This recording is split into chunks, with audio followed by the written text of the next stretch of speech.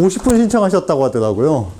네, 무료 강의가 이렇게 힘든 겁니다, 여러분. 네. 신청 안 하고 그냥 왔습니다. 네, 훌륭하십니다. 네.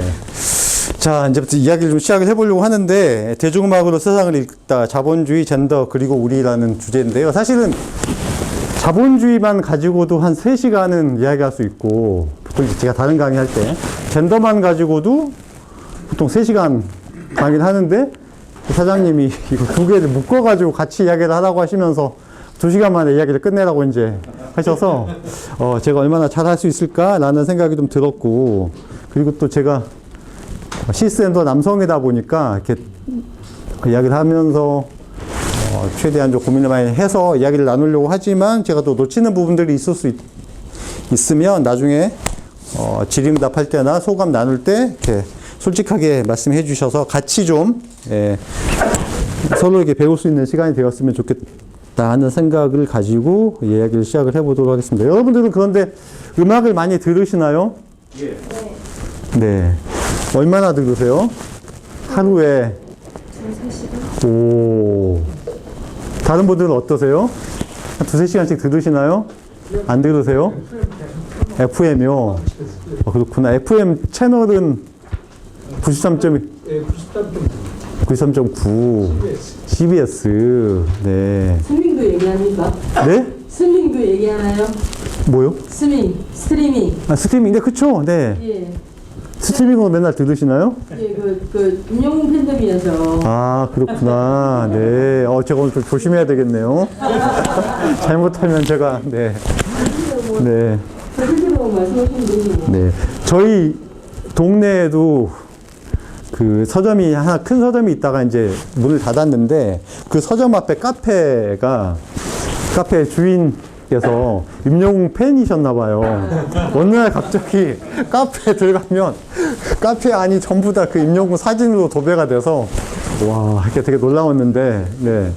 그럼 임영웅 유튜브를 계속 이렇게 반복 스트리밍 하고 계시나요? 예, 일단, 기본적으로 음악 사이트는 한 2-3개는 계속. 띄워놓고, 예. 네. 이제 스밍을 항상, 예, 네.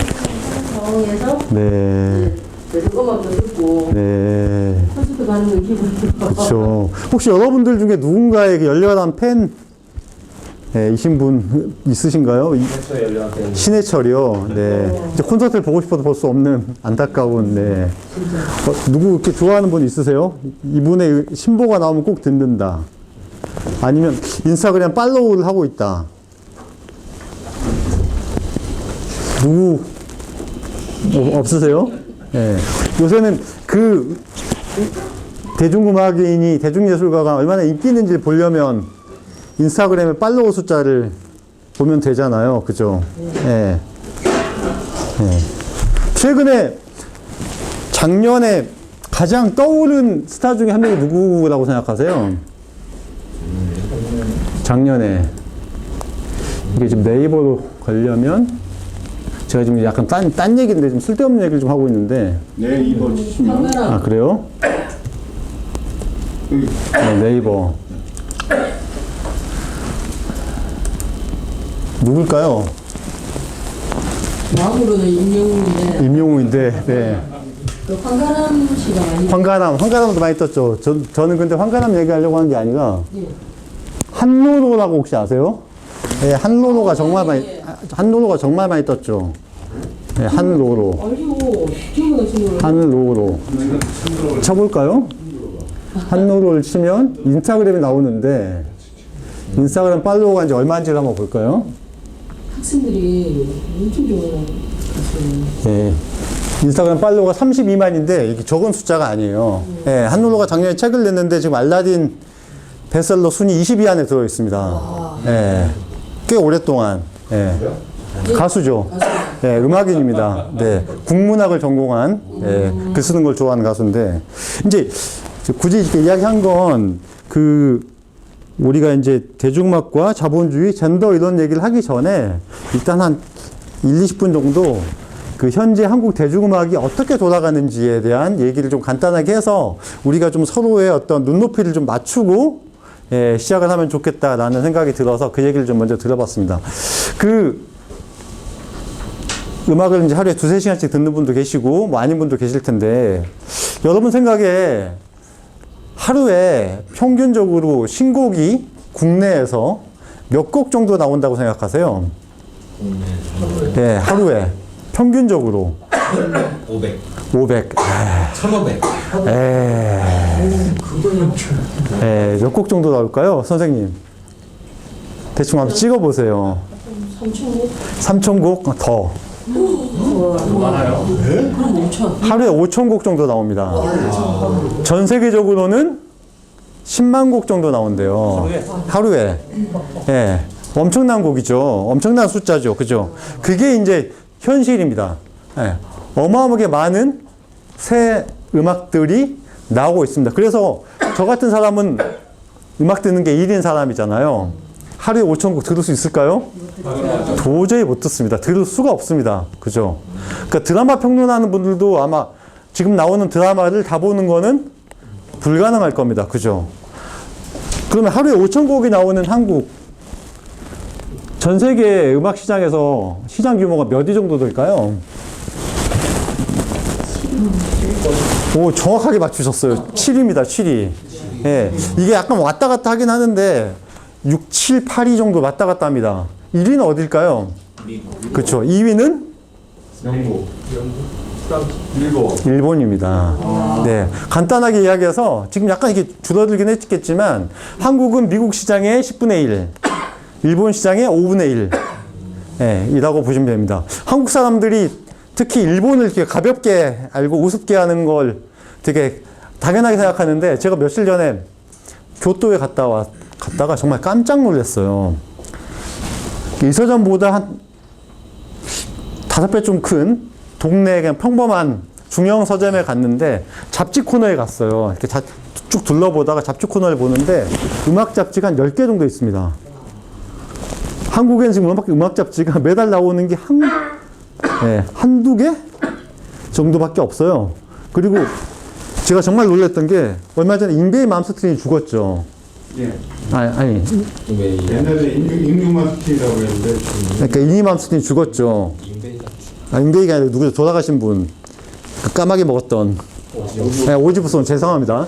오지오스본이 죽었는데 한국에서는 오지오스본이 죽었다고 잡지에서 다루지도 않았어요. 왜냐면 그걸 다룰 잡지도 없었는데 제가 가서 보고 놀란 게 그중에 10권 정도 한 권에서 특집으로 오지오스본의 죽음만 다뤘더라고요. 그걸 보고 와 정말 시장 규모가 되게 다르구나 라는 생각을 했는데 조금 더 자세히 보면 한국에도 이제 이런 음악 산업의 어떤 경향을 보여주는 통계 책자 같은 걸 냅니다. 음악 산업 백서 같은 책자 같은 것들이 있는데요. 이런 것들을 이제 매년 한국콘텐츠진흥원 같은 데 낸단 말이에요. 보시면 이제 사람들이 얼마나 음악을 듣나, 즐겨 듣는 음악이 뭐가 있나, 어떻게 음악을 듣나, 음원 스트리밍을 많이 듣고, 온라인 동영상 사이트로 많이 듣고, 음악 감상할 때는 주로 이동할 때 많이 듣고, 이런다는 이제 통계들이 있고요. 이게 이제 국내 통계라고 한다면, 이런 통계만 있는 것이 아니라, 전 세계적인 통계를 또 내는, 기관들이 있습니다. 그래서 전 세계적으로 음악을 소비를 할 때, 어떤 걸 주로 소비를 하고, 어떤 음악들을 즐겨 듣는지를 이렇게 소비하는, 2023년 같은 경우에 가장 인기 있었던 음악이 누구냐? 테일러 스위프트. 2위가 세븐틴, 3위가 스트레이키즈. 전 세계적으로. 그러니까 이게 이제 2년 전이니까 지금하고 좀 다르겠지만, 그래서 테일러 스위프트 같은 경우에 그 전 세계 투어하고 나서 스태프들한테 2억씩 나눠줬대잖아요. 고생했다고. 착하죠? 한 번 나눠준 게. 그래서 투어할 때마다 나눠주는 것 같아. 끝나고 나면.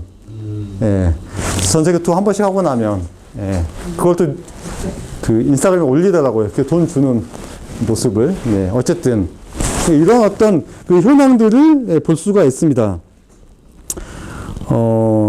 그래서 이런 것, 일본에 쓴 자료들이 이제 이런 자료들인데요. 구체적으로 보면 2023년에 한국의 음악 산업의 전체 매출액이 12조 6,842조 원으로 추정합니다. 늘어나고 있습니다. 음악 산업은 계속 성장하고 있는 그런 추세입니다. 그죠? 이건 다 아시겠죠? 그 중에서 이제 가장 큰 회사는 여러분들 아시다시피 하이브죠. 예.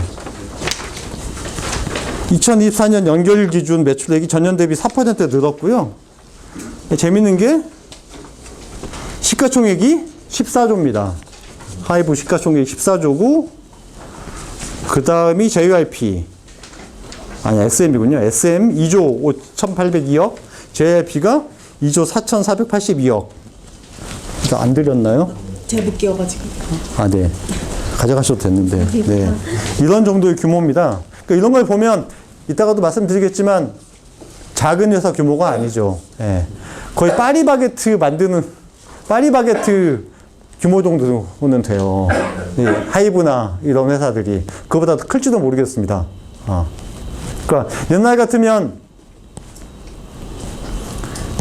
H.O.T하고 잭스켓을 팔아가지고 H.O.T, 뭐 SES, 핑클 이런 거 팔아가지고 청소년들 코 묻은 돈을 이렇게 긁어서 컸던 회사가 이제 지금은 이제 그 정도 규모가 아닌 거죠, 그죠? 굉장히 많이 커졌습니다, 그죠?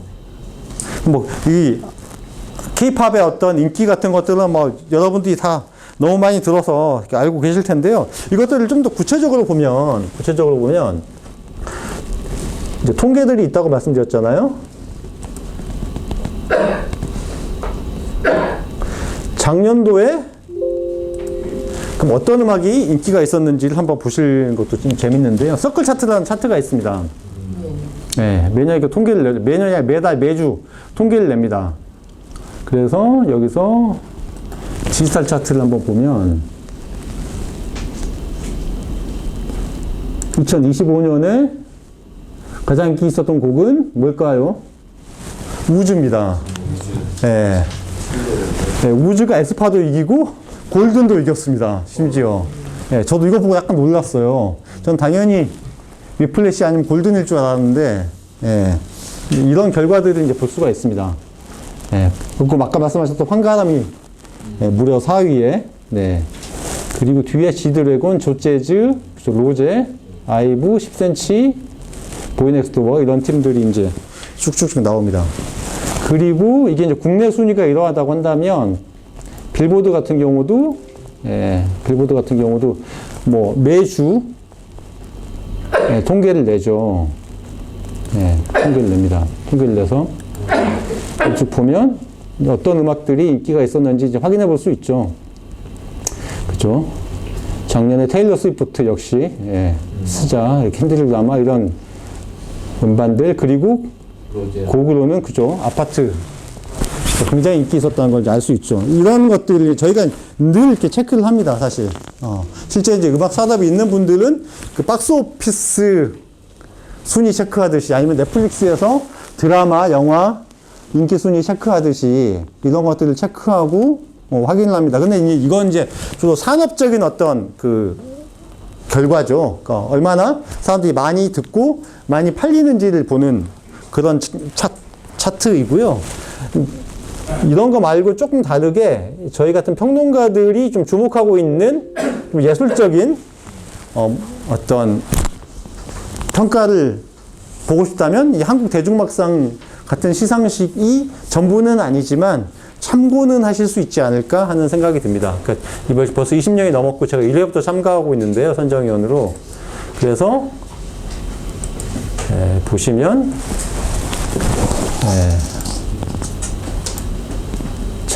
작년에 이제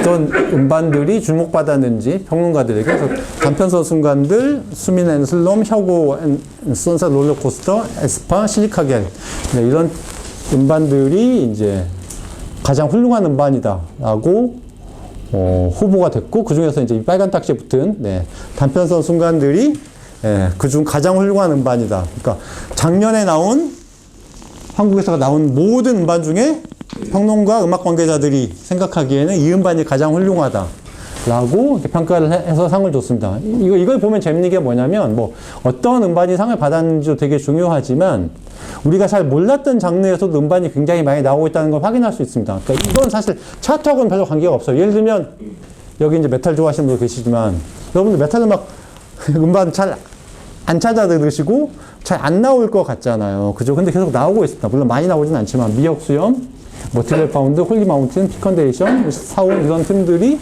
이제 음반을 냈고, 그리고 이 음반을 5장 뽑을 수 있다는 건 이보다 더 많은 팀들이 메탈 음반을 냈고 그렇다는 얘기이죠. 그러니까 이건 다 뭐 다른 것도 마찬가지지만 예를 들면 올해 팝 음반 후보가 예를 들면 선우정아, 존박, 사비나인드, 론조, 김윤아, 옥상달빛이었는데 이보다 많은 팝 음반들이 있었고 그 중에서 5장을 뽑은 결과가 이제 이렇다라고 볼 수 있는 건데요.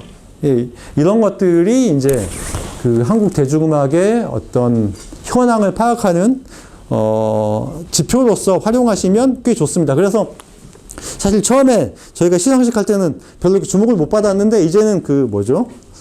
유재석이 하는 프로그램, 일요일날 하는 프로그램, 놀면 뭐하니 이런 데서도 가끔 나가요. 잘 모르는 가수가 나왔을 때 밑에 한 줄 나갑니다. 한국 대중음악상 후보, 뭐 수상, 이렇게 나가기도 합니다.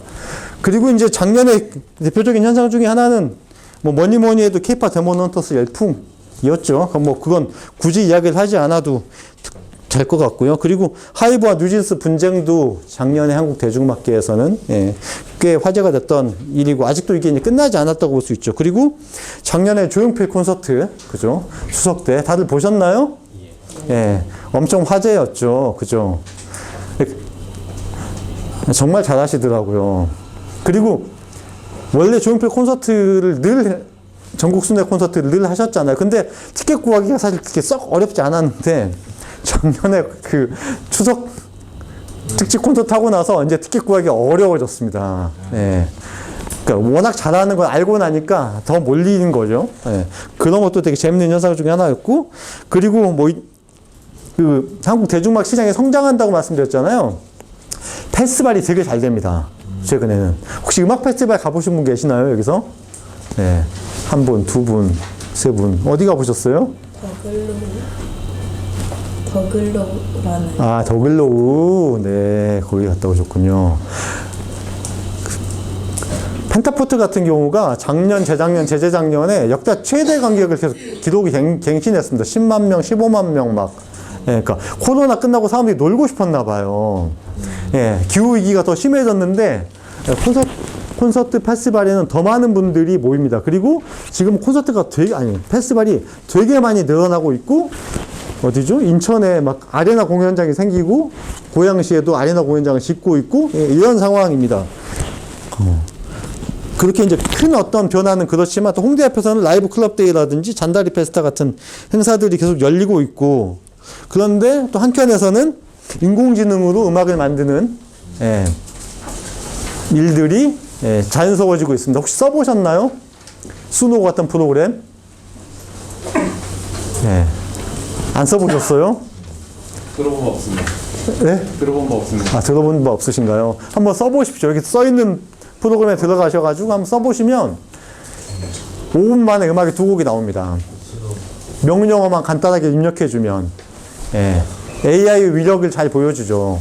사실 그 AI 써보신 분들도 아시겠지만 AI 뭐에 검색해보면 일루미네이션이라고 그러나요? 그 잘못된 결과들이 굉장히 많이 나옵니다, 사실. 하지만 여기 수노라든지 뮤디오, 뮤버트 이런 거 여기에 예를 들면 뭐 검색창에 러브송, 발라드 이렇게 치면 정말 그럴듯한 노래가 5분 만에 뚝딱 나옵니다. 너무 잘 나와요. 그래서 요새 이제 음악하는 분들이 걱정이 많습니다. 음악해서 먹고 살 수 있을까? 왜냐면 하루에 5,000곡이 나온다고 말씀드렸잖아요. 그죠? 그럼 그 5,000곡이 다 히트할까요? 그럴 리가 없잖아요. 그죠? 여러분 그 멜론이나 뭐 벅스든 이용하실 때 그 신곡 코너 가서 보시면 정말 듣도 보도 못한 음악인들이 엄청 많잖아요. 심지어 한국 대중음악상을 받았어도 막 사비나인 누군지 아세요?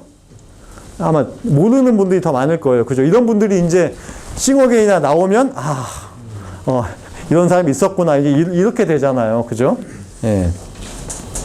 어쨌든 이제 그런 어떤 그 격변의 상황 속에 성장과 변화와 이런 것들 속에 한국 대중음악 시장이 지금 존재하고 있습니다.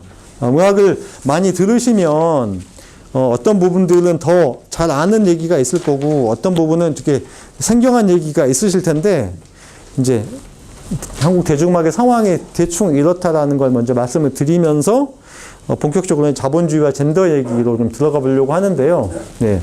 자료를 네. 지금 한국은 자본주의 사회죠. 그죠? 네, 다들 자본주의 사회에서 살고 계시죠. 자본주의 사회는 어떤 사회입니까? 네, 보지 말고 그냥 네. AI에 검색하지 마시고 네. 돈을 벌어야 하는 사회. 돈을 벌어야 되는 사회. 어떻게 해서 돈을 벌죠? 노동화요. 노동하여. 돈이 돈을 벌죠. 그쵸. 네. 그래서 코인에 투자하고, 그죠. 네. 집을 사고, 땅을 사고, 그죠. 근데 자본주의 사회는 돈이 기본인 사회라고 할 수 있는 거잖아요. 그죠. 근데 자본주의 사회가 뭔지 알려면 이전의 사회하고 비교해 보면 되겠죠. 자본주의 사회 이전의 사회는 무슨 사회였죠? 그렇죠. 봉건제 사회라고 이제 막스가 그렇게 말을 했습니다. 그죠. 제가 이런 얘기를 다른 데서 강의를 했더니 도서관에서 강의하면서 이제 음악과 자본주의 설명을 막 하면서 막스 얘기를 좀 했더니 어떤 수강 하신 분이 민원을 넣으시더라고요. 네. 왜 좌빨 얘기를 계속 하냐고. 네. 여기는 이제 그런 일이 없기를 바랍니다. 네. 자본주의 사회입니다. 자본주의 사회는 봉건제 사회와 다르죠. 봉건제 사회는 어떻습니까? 왕과 귀족이 있었고, 그죠? 노예가 있고, 그죠? 아니면 소작인이 지주에게 땅을 빌어서 소위 부쳐먹고 일정한 지대를 농노라고 하죠. 농노한테 나중에 수확한 다음에 얼마 정도를 내는, 하지만 땅을 떠나서는 살 수 없는 그런 사회죠. 근데 자본주의 사회는 농노처럼 매어 있지는 않죠. 소작인처럼 매어 있지는 않습니다. 자기의 노동을 팔아서 먹고 살 수는 있어요. 하지만 12시간 정도의 노동을 해야만 겨우 먹고 살 수 있는 그런 사회죠. 어쨌든 자기의 노동을 팔아야 됩니다. 그죠? 예. 자기의 노동을 팔아야 됩니다. 아니면 자영업을 해야 되죠. 예. 그러니까 노동자로 살거나 자영업을 하거나 둘 중에 하나의 삶을 선택해야 됩니다. 근데 사실 요즘에는 이제 다들 그렇게 살기 싫어하시잖아요. 그래서 주식 투자하고 비트코인 사서 한 방에 내 인생을 편하게 만들어서 한 40살 정도에 은퇴해가지고, 그죠? 어디 오키나와 같은 데서 네? 왜 그렇게 나와? 오키나와 같은 데서 칵테일 마시면서 편하게 살고 싶다는 게 모두의 꿈이잖아요. 그죠? 이제는 막 내가 열심히 노력해서 뭔가를 성취하거나 이런 꿈을 가지고 있는 분들도 물론 많이 있지만 그런 것보다는 한 방에 내 인생을 어떤 기술로 바꿔가지고 노동 안 하고 살고 싶어 하는 어떤 욕심들이 많아진 사회잖아요. 그러니까 어떤 식으로든 어떤 자본주의에서 벗어나고 싶어 하는데, 근데 사실 그게 쉽지가 않죠. 왜냐하면 노동자는 가진 게 없잖아요. 네. 그러니까 자본가들은 땅과 기술과 자본을 가졌지만 노동자는 몸뚱이밖에 없지 않습니까? 그러다 보니까 우리가 자기의 몸값을 높이려고 엄청 노력을 하죠. 그래서 학력 자본을 가지려고 하거나 아니면 기술 자본을 가지려고 하거나 그렇게 하면서 살아가려고 하는 경우가 많습니다. 그죠? 그러다 보니까 이 자본주의 사회에서는 물화라든지 상품화 같은 게 기본입니다. 모든 게 상품이 되죠. 그죠? 그 인간도 상품이 되지 않습니까? 그죠? 내가 얼마짜리 상품인지, 그죠? 그래서 명문대에 가려고 하는 이유도 나의 상품 가치를 더 높이려고 하는 거잖아요. 그죠? 취업 시장에서. 그죠?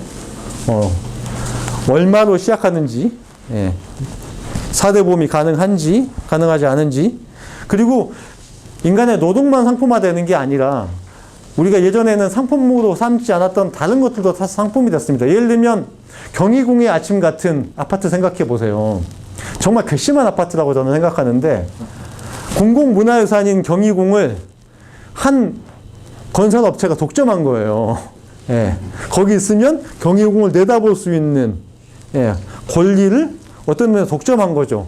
그러니까 멋있는 관광지에 지어놓은 호텔이나 이런 것도 어떻게 보면 그 자연을 독점한 거잖아요. 상품화 시켜가지고 자기들 팔아먹으려고 그 자연이 만들어진 게 아닌데. 근데 그런 것들을 이제 당연하게 생각하죠. 그러니까 그런 사회에서는 이런 카피가 나올 수밖에 없는 거죠. 당신이 사는 곳이 당신이 누구인지를 말해줍니다. 예. 뭐 이 카피를 혹시 두 분은 들어본 적 있으세요? 이게 약간 옛날 카피라서, 예, 옛날 아파트, 롯데캐슬 같은 아파트에, 예. 처음 들어봤습니다. 네, 처음 들어보셨죠? 아니, 저는 네. 들어봤다고요. 네, 알겠습니다. 이제 그런 아파트의 그 카피였어요. 그러니까 당신이 사는 곳이 당신이 누군지를 말해줍니다. 그래서 롯데캐슬 가보면 앞에 괜히 이렇게 쓸데없이 무슨 성같이 만들어 놨잖아요. 그래서 이름도 롯데 아파트가 아니고 롯데캐슬이죠. 그죠? 그 요즘에는 또 아파트 이름도 엄청 길어지잖아요. 그죠? 그렇게 풍자한 영국도 있습니다. 그래서 더 좋은 그레이트 뷰티, 휴먼, 뭐 이렇게 이제 그런 것들이 다 이렇게 아파트의 상품 가치를 높이면서 어떤 허세 같은 것들을 채워주려고 하는 거죠. 근데 그것이 자본주의가 작동하는 방식입니다. 그 예전에는 주스를 만들면 그냥 감귤 주스였어요. 근데 이제는 제주도의 신선함에 살아있는 감귤 주스 뭐 이런 식으로 다 바뀌었습니다. 왜냐하면 그게 상품인 거예요. 제주도의 신선함을 상품화했다라는 걸 보여주는 거죠. 그래서 자본주의 사회에서는 상품이 되지 않는 것이 거의 없습니다. 그러다 보니까 30년 전에 서태지와 아이들의 교실 이데아라는 노래에서 이미 그렇게 말을 한 거죠. 좀 더 비싼 내가 될 수가 있어 라고 하는, 예, 그런 노래 가사가 나온 겁니다. 그죠? 그러다 보니까 한국 사회에서 많은 사람들이 어떻게든 이 자본주의 사회가 부당하거나 불편하다고 생각하면서도 어떻게든 노력을 해가지고 성공하려고, 예, 다 애를 쓰죠. 그죠? 끊임없이 자기 개발을 하려고 하고, 그죠? 각자 도생하려고 하고, 그죠? 그러면서 뭔가 이렇게 불행한 삶이 어려워진 상황에 있는 사람들이 자기 삶을 그 안타까워하고 슬퍼하고 그러면 누가 칼 들고 협박했니? 네가 노력을 안 해서 그렇게 된 거잖아. 라는 식으로, 그렇게 이제 이야기를 합니다. 그러니까 이게 그 어떤 체제는 되게 강력하게 작동하는 것 같아요. 여기서 자본주의를 좋아하는 분 혹시 계신가요?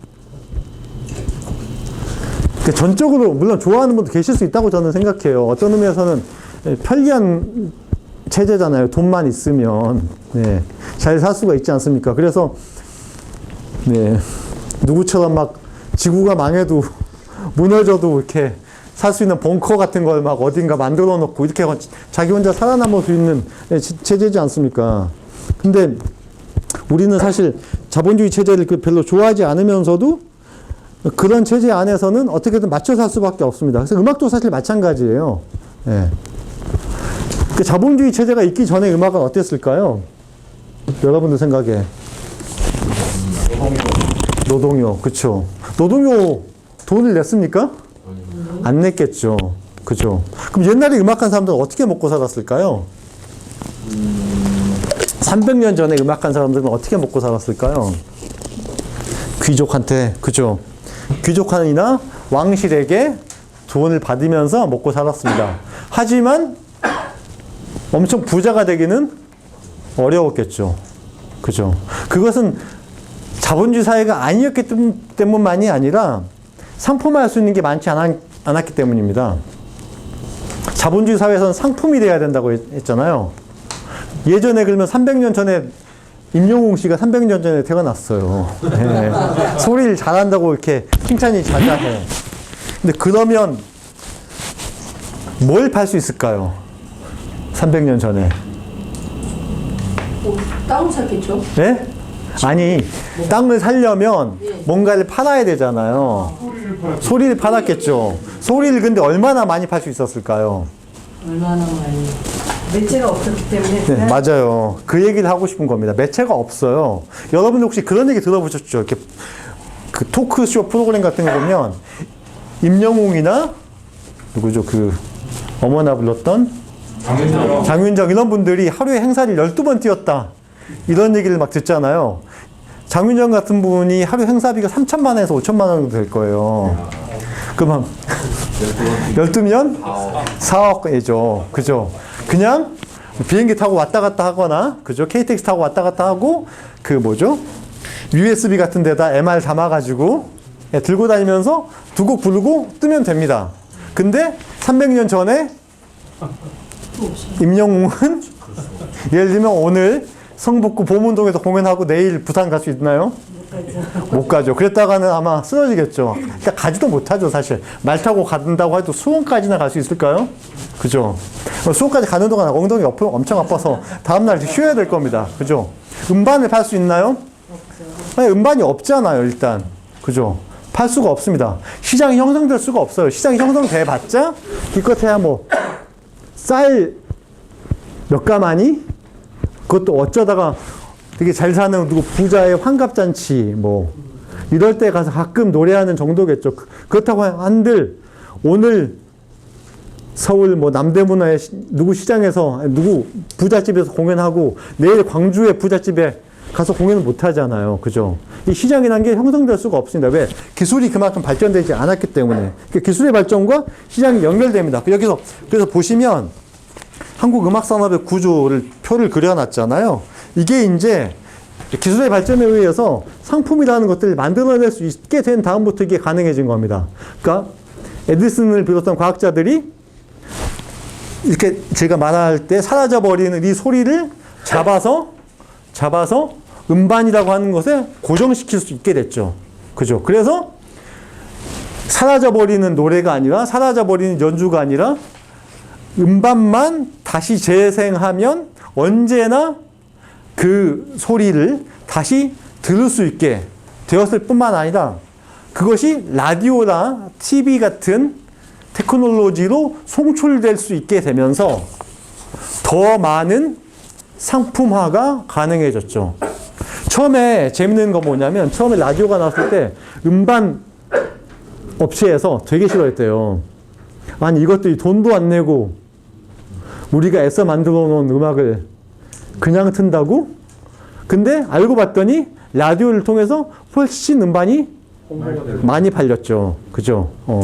그러면서 시장이 형성됐습니다. 그래서 이 시장의 구조는 어디나 마찬가지입니다. 이건 음악산업만 그런 게 아니라 영화나 책이나 아니면 음식이나 이게 모두가 마찬가지일 거예요.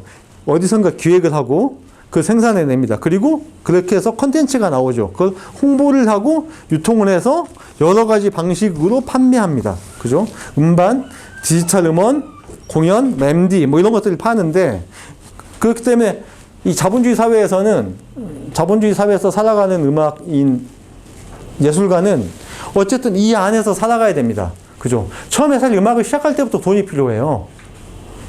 하다못해 기타나 피아노 내지는 맥킨토시 컴퓨터라도 있어야죠. 그죠? 프로그램도 사야 되고, 그죠? 그리고 아니면 기타를 처음에 배워낸다고 생각하시면 기타를 사서 기타 학원에 가서 레슨도 받고, 그죠? 그리고 대학에 간다고 치면 또 대학에 다니는 동안에 돈이 필요하고, 재즈 음악인들은 유학을 또 많이 가거든요. 버클리 같은 데 가면 또 돈이 또 들겠죠. 그죠? 돈이 엄청나게 많이 필요하겠죠. 그리고 어떻게 해서 음원을 만든다고 하면 또 음원 만드는데 녹음하는데 비용이 많이 들 거고, 음원만 만들면 되나요? 뮤직비디오도 찍어야죠. 그죠? 그러니까 정말 여러 가지로 돈이 정말 많이 필요합니다. 그래서 돈이 없으면 예술가를 일단 살아갈 수가 없습니다. 그죠? 굉장히 어려워졌어요. 예. 음악산업 안에서 생존해야 됩니다. 그래서 사실 여러분들도 여기 학생도 계시고 직업인들 계실 텐데 어디나 이런 구조가 있잖아요. 그죠? 뭔가를 시작하려고 하면 준비할 수 있는 배워야 하는 것들이 있고, 그걸 배우기 위해서 돈이 필요하죠. 그리고 거기서 버티고 살아남기 위해서도 돈이 필요합니다. 자본주의 사회에서는 이게 어떤 필연 같은 거예요. 근데 그러다 보니까 이 자본주의 사회에서 이게 상품이 되다 보니까 더 많은 돈을 얻어내기 위해서 이 전문화됩니다. 잠깐만요.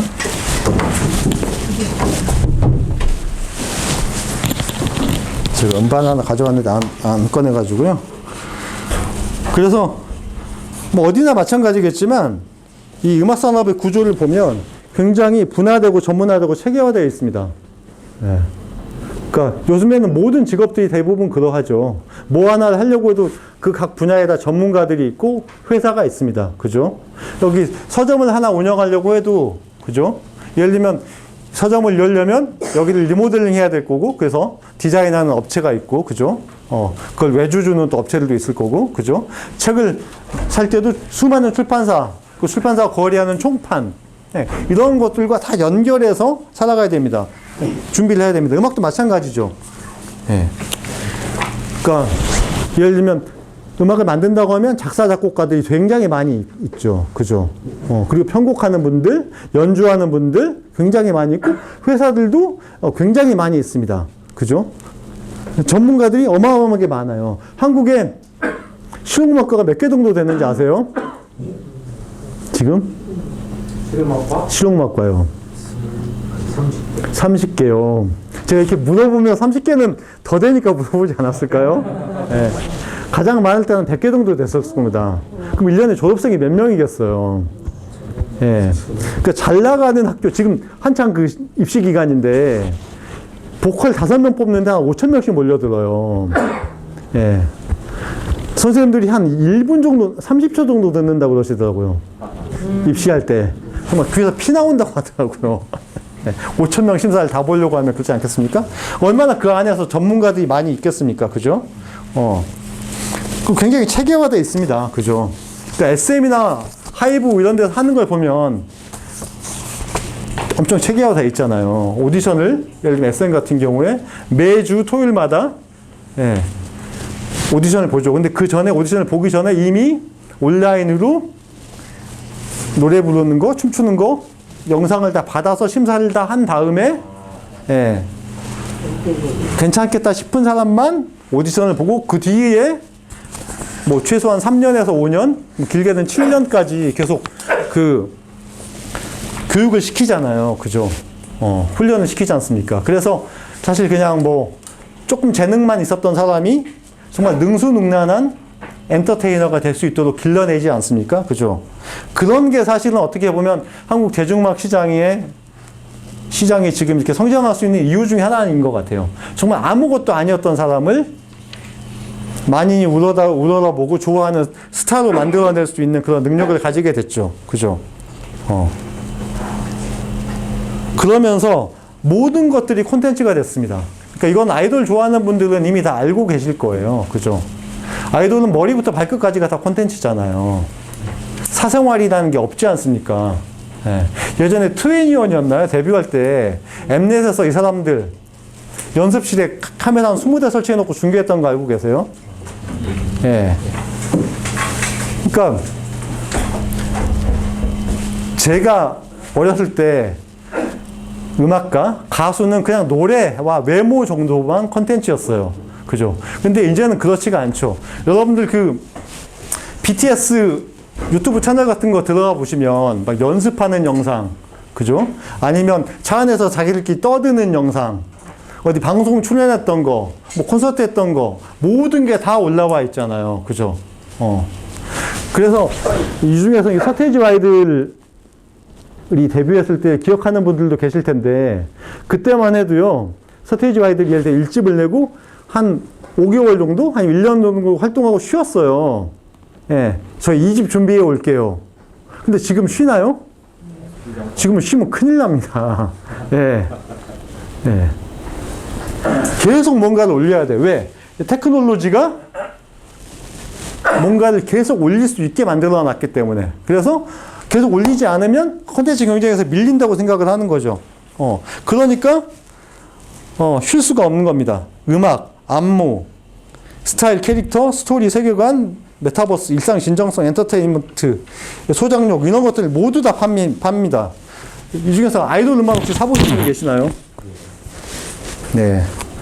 혹시 한 번도 아이돌 음반을 보신 적이 없으신 분은 없으시겠죠? 아, 네.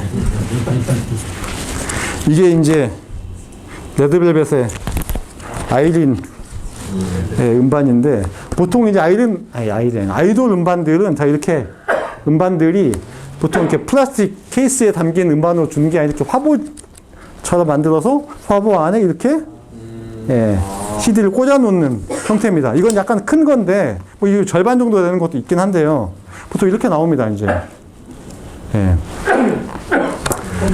처음 보시죠. 근데 이게 이제 중요한 게 뭐냐면 여기 이제 포토카드가 있습니다. 근데 아이린은 혼자잖아요. 혼자니까 아이린 포토카드 한 장만 들어있겠죠. 한 장 들어있어서 상관없죠. 근데 만약에 세븐틴이다. 세븐틴 몇 명이죠? 근데 포토카드는 하나만 들어있습니다. 한 사람 거. 네. 다 사라고요. 그쵸. 근데 내가 좋아하는 멤버의 포토카드가 어디에 들어있는지는 알 수가 없습니다. 그러면 계속 사는 거예요. 예.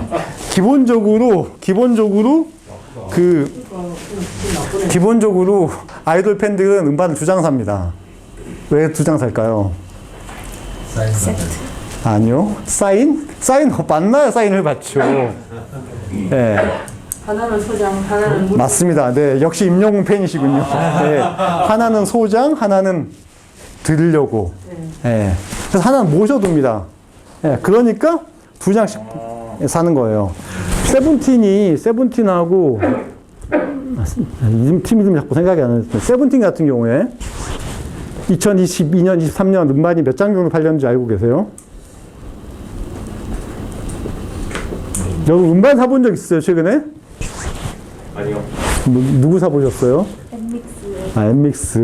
네. 블루 발렌타인? 네. 네. 되게 좋은 음반입니다. 들어보세요. 근데 어쨌든, 세븐틴 음반 몇 장 정도 팔렸을까요? 제가 몇 장 정도 팔렸으니까 이렇게 팔렸길래 이렇게 물어볼까요? 450만 장. 네, 최대 기록이 한 300만 장, 뭐 450만 장 이렇게 팔렸습니다. 예. 어마어마하게 팔린 거죠. 예. 근데 너무 놀랍지 않아요? 차에도 CD롬이 없습니다. 컴퓨터에도 CD롬이 없어요. 어떻게 듣죠? 들으려고 사는 게 아니에요, 사실. 일단 소장하려고 사는 겁니다. 그리고 이 안에 또 뭐가 들어있냐면 팬 사인의 응모권이 들어있습니다. 팬 사인의 초대권이 아니에요. 응모권입니다.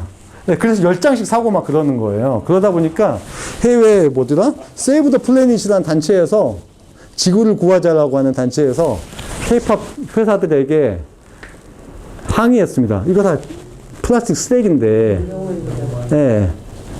너희가 돈 벌려고 이렇게 해도 되느냐라고 시비를 걸었는데, 어쨌든 자본주의적 관점에서 봤을 때는 정말 장사를 잘하는 거죠. 네, 정말 잘하는 겁니다.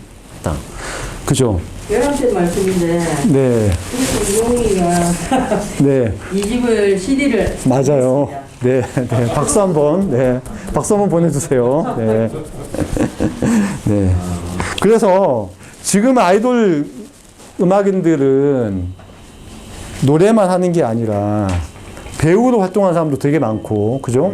네, 엔터테이너로 활동하는 사람들도 되게 많지 않습니까? 그죠? 그리고 제가 정말 이 세계관 이야기하면서 되게 놀라웠는데, 혹시 세계관이 뭔지 아세요? 여기 영화 대부분 아실 것 같은데, 혹시 선생님 세계관이 뭔지 아세요? 네. 여기서 말하는 세계관이 뭘까요? 세계관이요? 네. 그게 이상하더라고요. 아이돌의 뭐 컨셉 아니에요? 맞습니다. 대부분은 모르시더라고요. 과 연관되는 단어 있잖아요. 근데 요새 그쵸. 막다 세계적인 시기가 하더라고요. 맞아요. 아, 그래요? 네. 그 세계관은 뭐냐면 쉽게 이야기하면 서사입니다. 서사. 네. 그러니까 뭐죠? 엑소는 그냥 엑소가 아닙니다. 아이돌이 아니에요. 서사가 있습니다. 마블의 그 슈퍼히어로처럼 우주를 떠돌던 원소들이 어떻게 만나가지고 지구에 와서 뭔가를 하려고 하는 그런 예, 인물들인 거예요. 예. 예. 황당하죠. 예, 근데 그걸 누가 만들어내냐면 SM에서 그걸 만들어낸 겁니다. 그러니까 멤버들 이름이 최강창민 이렇게 되는 거예요. 그냥 창민이 아니라. 예, 다 이유가 있습니다. 엑소도 멤버들이 2명이 나갔잖아요. 중국 멤버들이. 그러니까 그 세계관 다시 짰어요. 예. 이게 무슨 얘기냐? 지금은 음악만 팔지 않습니다. 그죠? 음악만 파는 게 아니라 스타일을 팔고 세계관, 스토리를 팝니다. 옛날에는 좋은 곡 받아가지고 노래 잘 부르고 방송에서 좀 도와주면 다 떴습니다. 근데 이젠 그것만 가지고 되지 않아요. 그죠? 예. 이 사람 캐릭터도 있어야 돼요. 그러니까 괜히 막 그 뭐죠? 라디오 스타 같은 데 나와서 성대모사 하고 그러는 게 예. 거기서 밈화되면 예. 노래 한번 잘 부른다고 인정받는 것보다 훨씬 그게 100번 남는 장사입니다. 이 대중문화 시장이 현재 그렇게 돌아가고 있습니다. 예. 그러니까 음반과 음원, 콘서트, MD 같은 것들이 기본이지만 방송이나 소셜미디어, 팬덤 커뮤니티로 소비하는 방식들이 이제 이렇게 변화하면서 이렇게 달라진 거다라고 할 수 있죠. 제가 정말 그 놀라웠던 경험이 하나 있는데 여러분들은 그 아이돌 음악들을 만들 때 어떻게 만드는지 알고 계세요? 전통적으로 음악가를 생각하면 뭐가 떠오르세요? 음악가가 창작하는 모습을 생각하면. 뭐 오선지다. 그쵸. 막 오선지 막 그리고, 기타나 뭐 건반 치면서 가다가 막 이게 아니야! 오선지 막 버리고, 방바닥에 수북하게 오선지가 막 쌓여있고, 예, 그런 걸 그리잖아요. 그리고 막, 그 컴퓨터나 막 악기 옆에는 담배 꽁초가 수북하게 쌓여있고, 뭐 그런 걸 생각하잖아요. 근데 벌써 시간이 많이 흘러 한 10년 전쯤에 제가 SM에 초대받아서 몇 번 갔는데, 송캠프라는 걸 한대요. 송캠프. 아시나요? 송캠프 하면 이제 노래 부르면서 뭐 모닥불 피워놓는 그런 게 아니라, 예, SM에서 노래를 만드는 방식입니다.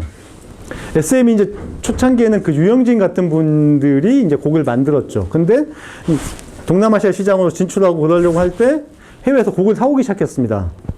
예. 그러니까 영화제가 영화에 상 주는 행사가 아니라 거기서 이제 시장 거래하는 행사예요. 예를 들면 기생충 같은 영화를 유럽의 배급업자가 사겠다라고 계약하는 게 영화제입니다. 그런 행사가 있어요. 그게 송캠프입니다. 곡을 사고 파는 거예요. 네, 거기서 곡을 사왔습니다. 그랬는데 불편한 거예요. 행사 기간에만 살 수 있으니까.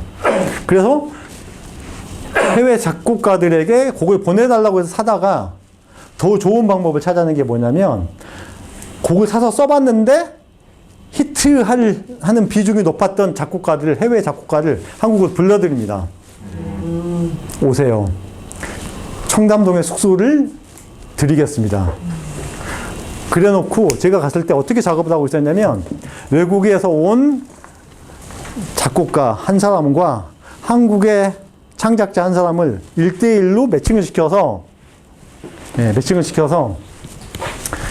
조를 짜줬어요. 그리고 제가 이제 SM 아마 청담동이었을 텐데 거기에 이제 어떤 3층인가? 어떤 층에 갔는데 방이 이렇게 한 6-7개쯤 있었습니다. 그리고 가운데는 약간 이제 로비 같은 공간이 있었고 그 로비에는 이 브라운관이 몇 개 이렇게 달려 있었는데 예를 들면 그때 뭐 태연의 곡을 작곡하고 있었던 것 같아요.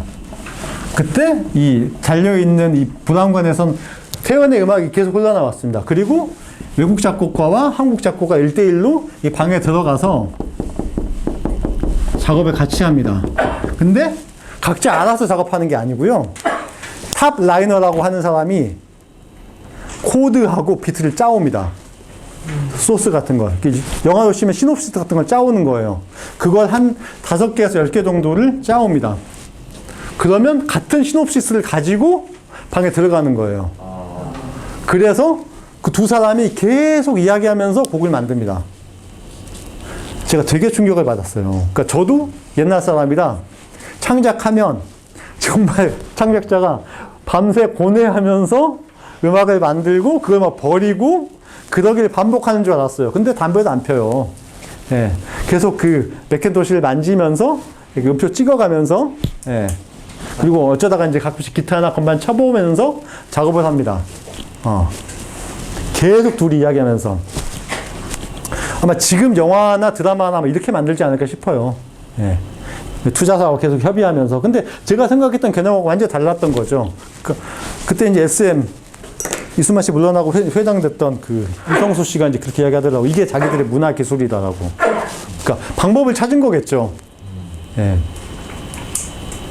그러니까 유영진이든 누구든 아무리 곡을 잘 쓴다고 해도 항상 성공하라는 법이 없잖아요. 그죠? 그럼 회사를 운영하는 입장에는 어떨까요? 안심할 수 있을까요? 네, 불안하겠죠. 그래서 이걸 공정화한 겁니다. 컨베이어 벨트에 돌리듯이.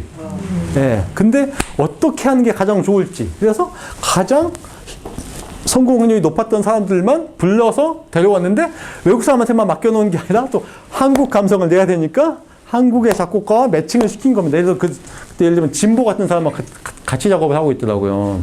네. 근데 진보를 보진 못했지만 그렇게 해서 바로 통과되는 게 아니라 한 달 내지 2달 정도 송캠프를 하고 나서 마지막 날 다 같이 발표를 하고 그 중에 일부만 쓴대요.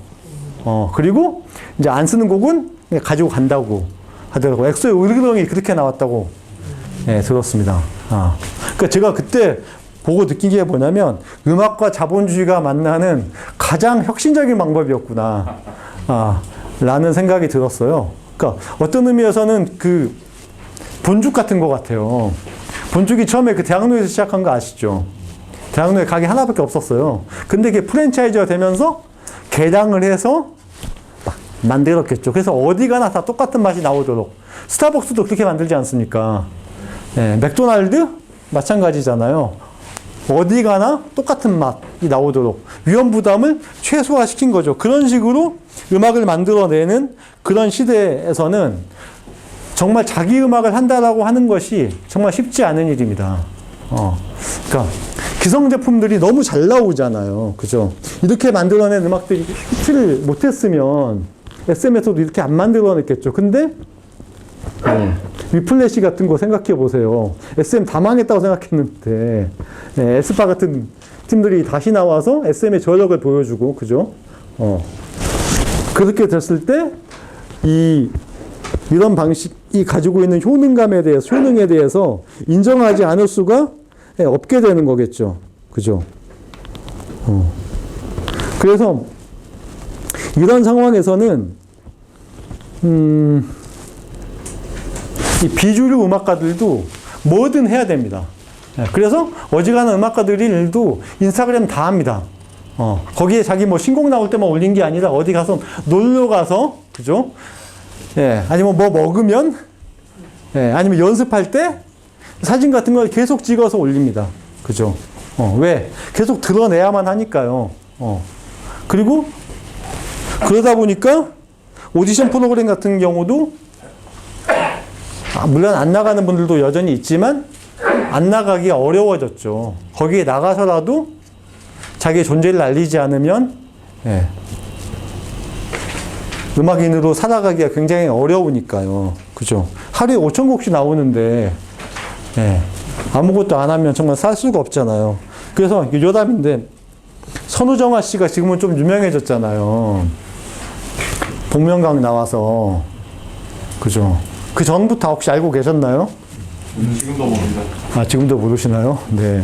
저는 노래 잘하잖아요. 노래 좋고. 그렇죠. 잘하죠. 근데 복면가왕이 나오기 전에는 별로 안 유명했어요, 사실. 아는 분들보다 모르는 분들이 더 많았을 겁니다. 이제 그런 프로그램을 거부하기가 굉장히 어려운 거죠. 그죠? 그러니까 이런 상황에서는 사실 이 자본주의 사회에서는 음악은 예술이기도 하지만 상품으로 존재하는 경우가 사실 더 많습니다.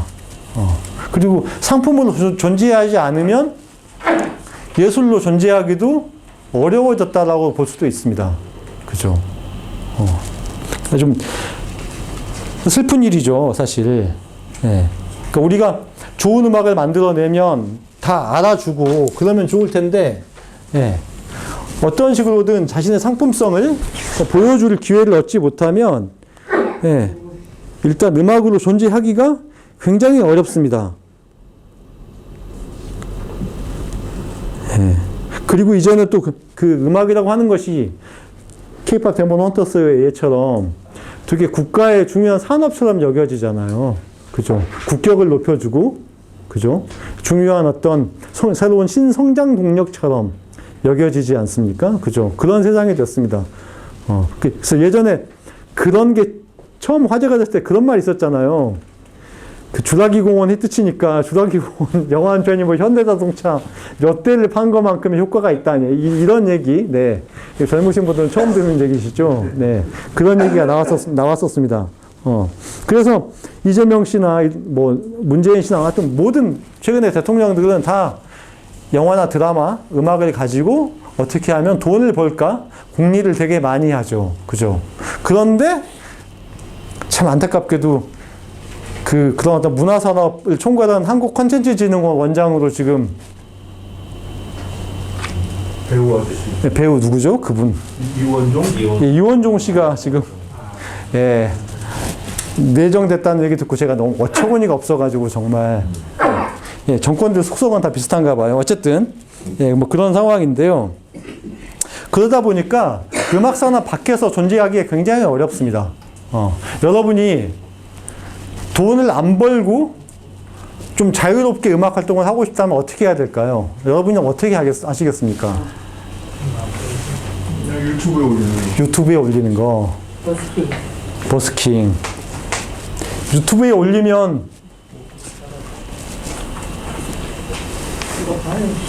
얼마나 돈을 벌 수 있을까요?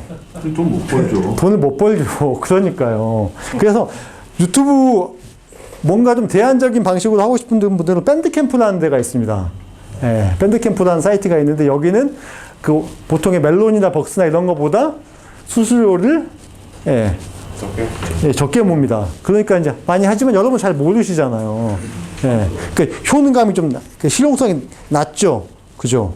그래서 오늘 사실은 이 자본주의 사회에서 뭔가 음악이라고 하는 어떤 음악가들이 어떤 식으로 살아가고 있는지를 이야기를 하면서 좀 이렇게 대안적이거나 비판적인 얘기를 하는 분들을 좀 소개를 많이 하고 싶다는 생각이 들기도 했지만 사실 많지는 않습니다. 네. 예를 들면 하루에 쏟아지는 5,000곡 중에 그 5,000곡들 대부분의 내용은 뭘까요? 무슨 얘기를 할까요? 그렇죠. 사랑과 이별 아니면 나 외롭거나 쓸쓸해. 예, 뭐 이런 것들이 대부분입니다. 왜냐하면 그게 우리에게 익숙하거든요.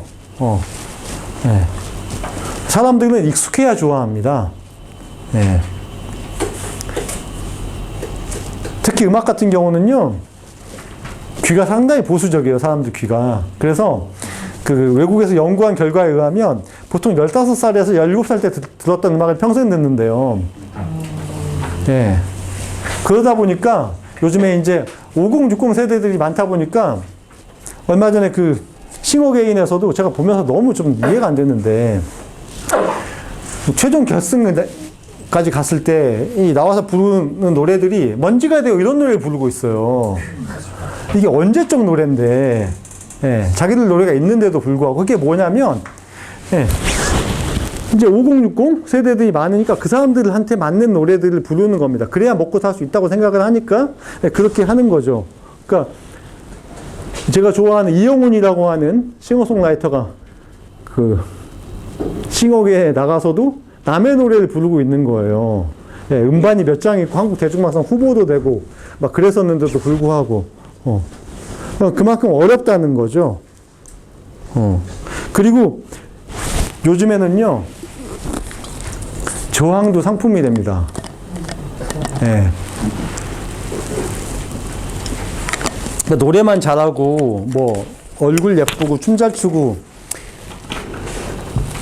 이러는 어떤 예술가를 좋아하기도 하지만, 그 예술가가 뭔가 지적이거나, 공익을 위해서, 함께 하거나, 그럴 때 그 예술가의 가치가 더 올라갑니다. 정말 개념 있다, 이러면서 좋아하죠. 그죠?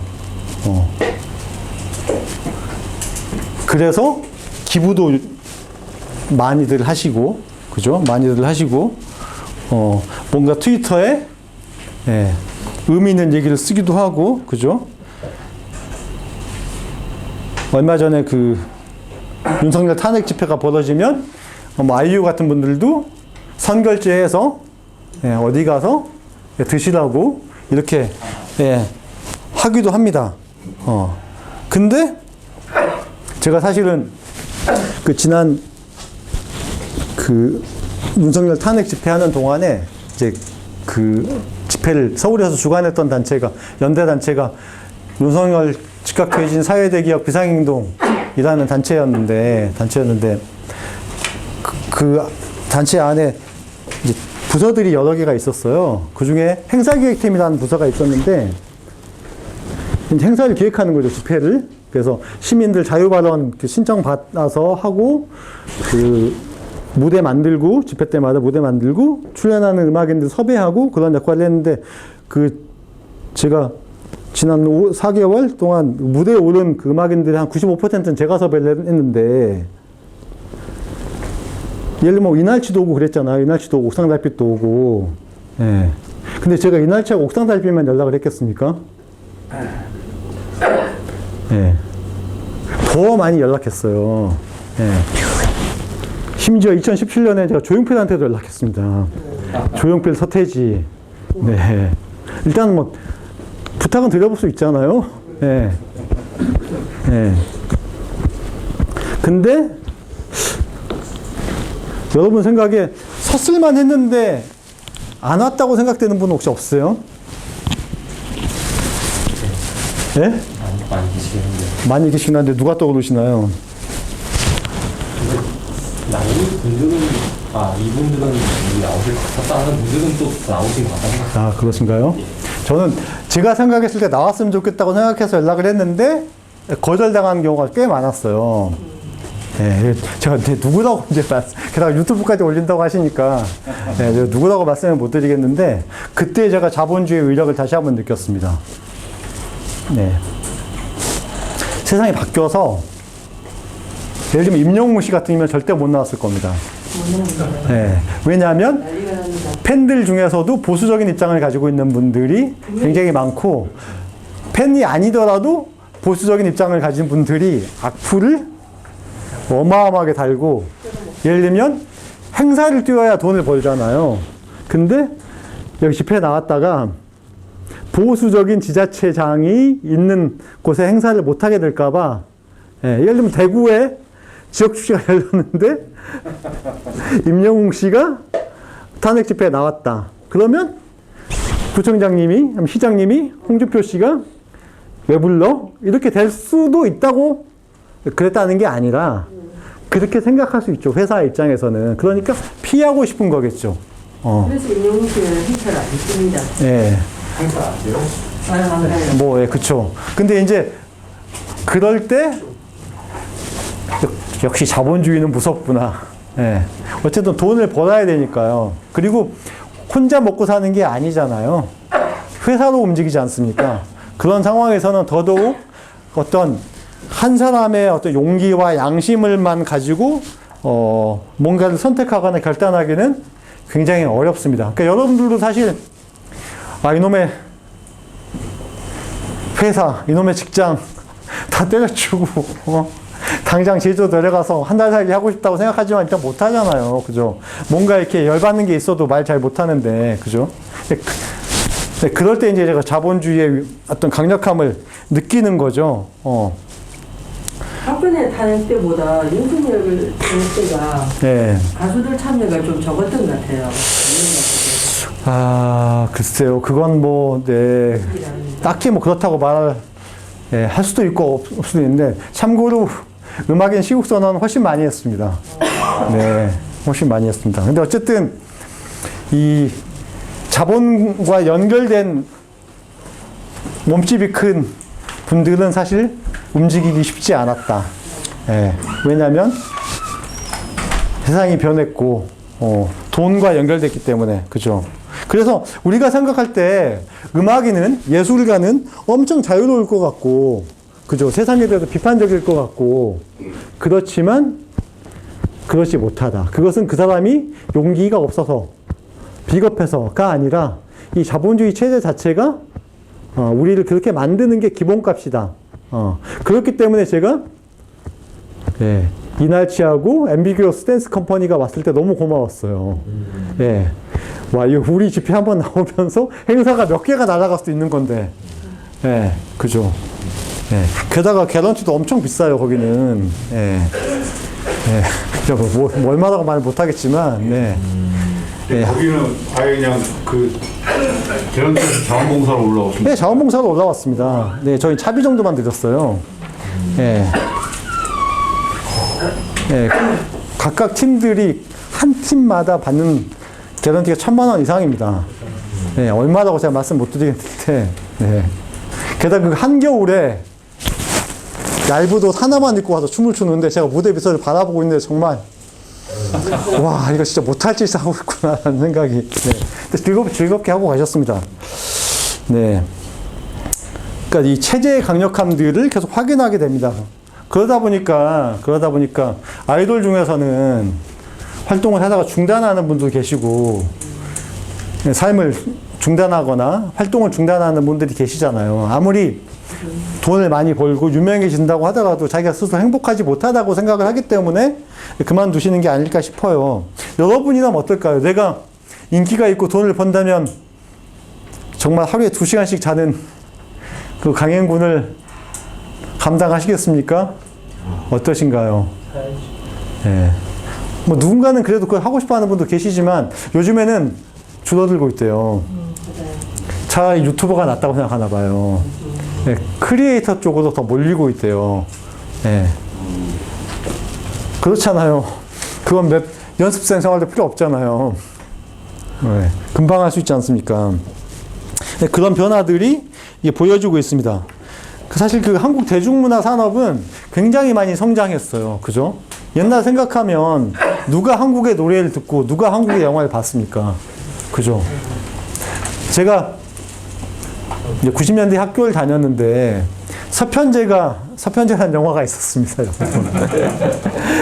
그 영화가 전국 관객 100만 명 달성했다고 화제가 됐었어요. 근데 지금 뭐 100만 명이었던 기억 서울 관객 네.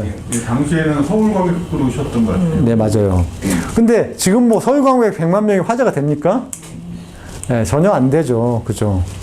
지금 그 뭐죠? 구교환 나오는 영화. 만약에. 예, 그 영화가 지금 한 150만? 예, 정도 돌파했다고 하던데, 예, 지금은 사실 그 정도 규모가 아니고 그냥 1,000만 영화들이 꽤 많이 나왔다 뿐만 아니라 전 세계에서 한국의 노래를 듣고 한국의 영화를 보고 그런 상황이죠. 그리고 엔터테인먼트 산업에 종사하는 사람들도 굉장히 많이 늘어났고, 그리고 정교해졌습니다. 그죠? 예, 굉장히 정교해졌습니다. 그래서 제가 아이돌 이야기하면서도 했던 얘기지만 SM이나 YG, JYP 같은 회사에 유재석이나 강호동 그리고 유명한 스포츠 선수들, 모델 이런 사람들이 다 소속되어 있잖아요. 그죠? 그냥 음악인들만 소속되어 있는 게 아니라 그냥 문화예술 전반이 소속이 되어 있고, 그리고 그런 회사들이 뭐 레스토랑이라든지 화장품 업체 같은 곳과 함께 조인해서 물건들을 만들어내기도 하고, 그죠? 그리고 SM 같은 경우는 그 강남에 MD를 계속 지속적으로 판매하는 매장이 따로 존재할 정도잖아요. 그죠? 그런 것들을 보면 굉장히 발전했다고 볼 수 있죠. 그리고 사실은 이 어떤 예술 경영적인 차원에서 보면 어쨌든 이 한국의 대중문화 산업이 굉장히 성공했고, 성공하는 데 있어서 되게 많은 노력과 노하우가 쌓였다라고도 볼 수 있겠죠. 하지만 기본적으로는 굉장히 저임금, 저임금에 시달리고 있고, 그 일과 휴식의 경계가 거의 없죠. 엔터테인먼트 회사 일하는 직원들 보면 밤 11시, 12시에도 카톡이 날라옵니다, 막. 그때도 출동해야 되고. 근데 월급을, 제가 예를 들면 SM 같은 게 월급을 한 달에 한 500만씩 받는 줄 알았어요. 그렇지도 않습니다. 되게 조금 줘요. 근데 이제 자기 꿈을 이루고 싶어서 가는 거죠. 그 꿈을 계속 갉아먹으면서 회사를 운영하는 그런 상황이 됐고요. 그랬을 때, 그런 음악들을 우리가 어떻게 소비를 해야 될까? 라는 그런 고민도 해보게 됩니다. 그래서 요즘에 아이돌 팬들 중에서는 회사 앞에 트럭을 보내는 경우들 있잖아요. 우리 아이돌 누군가를 너무 혹사시키지 말라고 트럭을 이렇게 영상을 띄우는 그런 트럭을 보내는 경우도 있지만 또 역으로 반대의 경우는 누가 연애한다고 소문이 나면 화가 나서 트럭을 또 보내기도 합니다. 내가 너한테 쓴 돈이 얼만데 감히 충실하게 아이돌 생활 하지 않고 연애질이냐 말이. 이게 이제 자본주의의 어떤 왜곡된 형태이기도 하죠. 생각해 보세요. 음반을 10장씩 사고 이랬으니까요. 콘서트 가고 막 MD 가고 MD 사고 그랬으니까 돈을 얼마나 많이 썼습니까? 여러분 혹시 이거 아세요?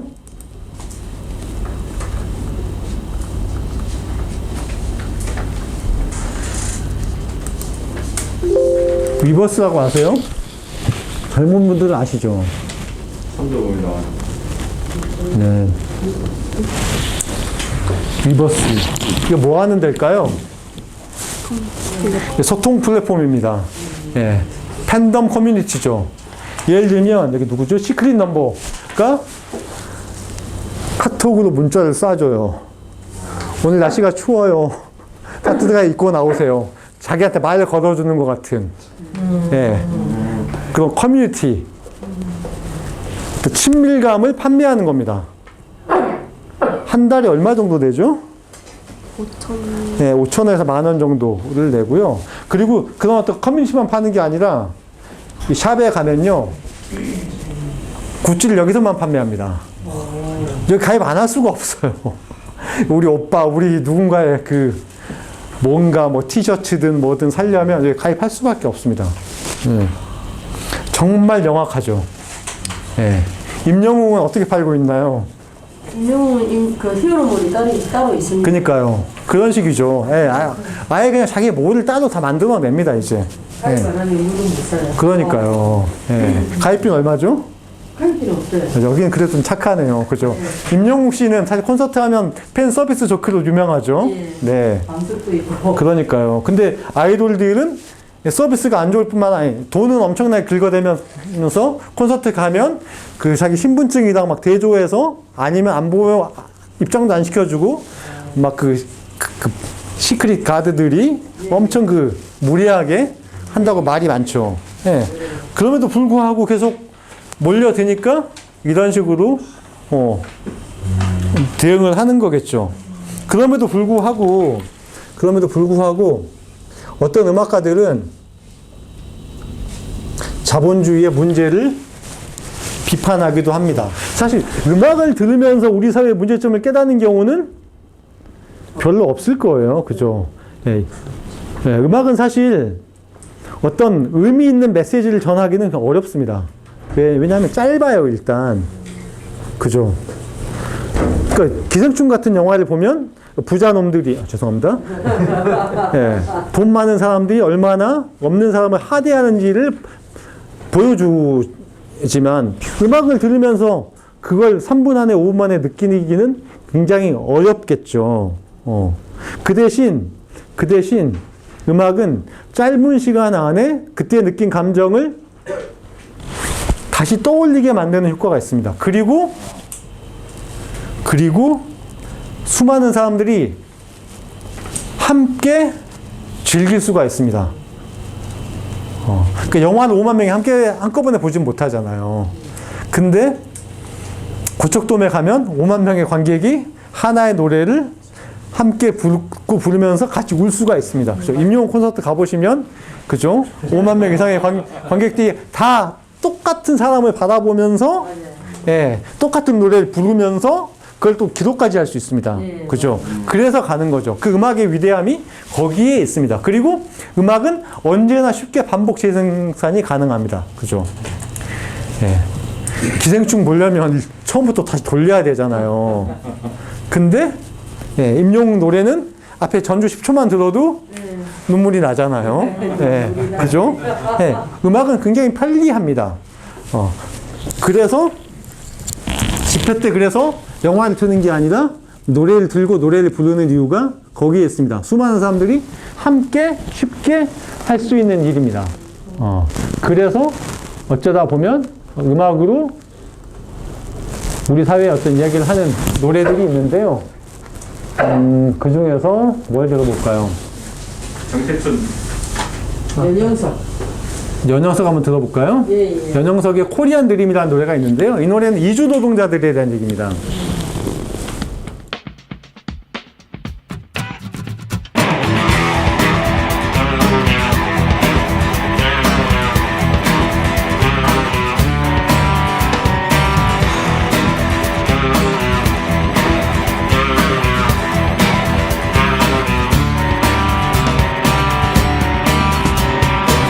가난이 싫어 고향을 등지고 나 홀로 돈 벌러 나왔어. 돈 많이 벌어서 가족을 돌보고 내 꿈도 돌보고 싶었지.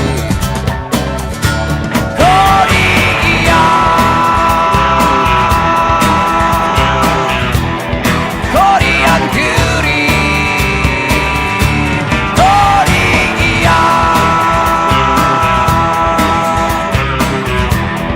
코리안 드림. 때리지 마세요 욕하지 마세요 내 돈을 돌려주세요. 내 몸이 아파 마음이 아파 여기서 도망치고파.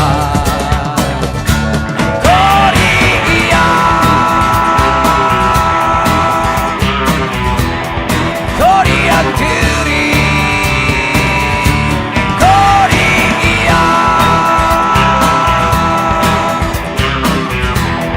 코리안 드림.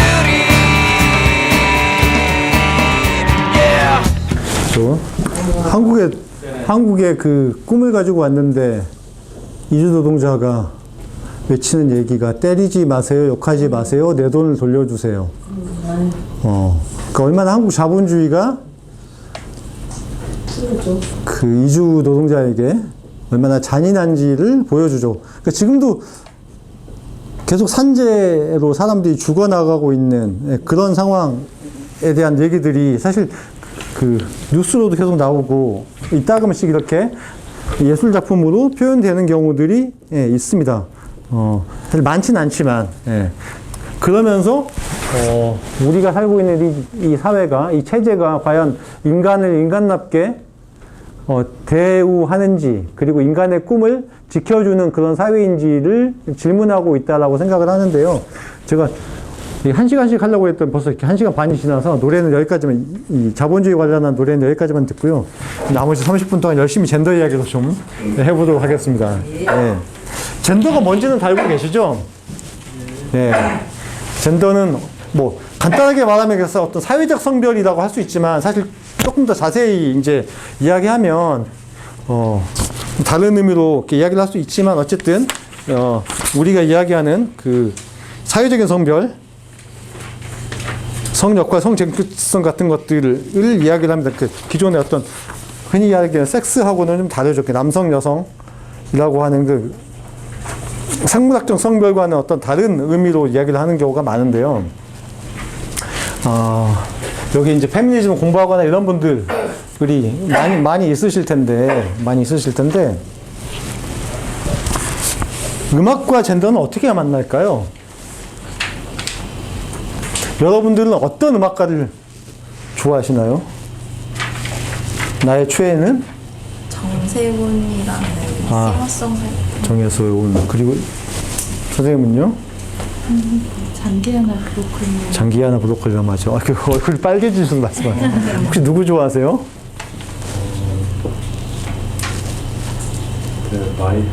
많이 들어가지고 네. 하나 떠오르지. 아, 그렇구나. 네. 그리고 저 김광석을 좋아하시고요. 우리가 어떤 예술가를 좋아할 때는요, 젠더와 무관하지 않습니다.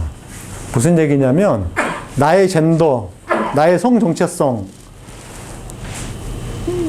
바탕으로 해서 제가 좋아하는 어떤 욕망을 실현해 줄 수 있는 대상을 좋아하는 경우가 많습니다. 물론 그냥 음악만 좋아하는 경우도 있어요.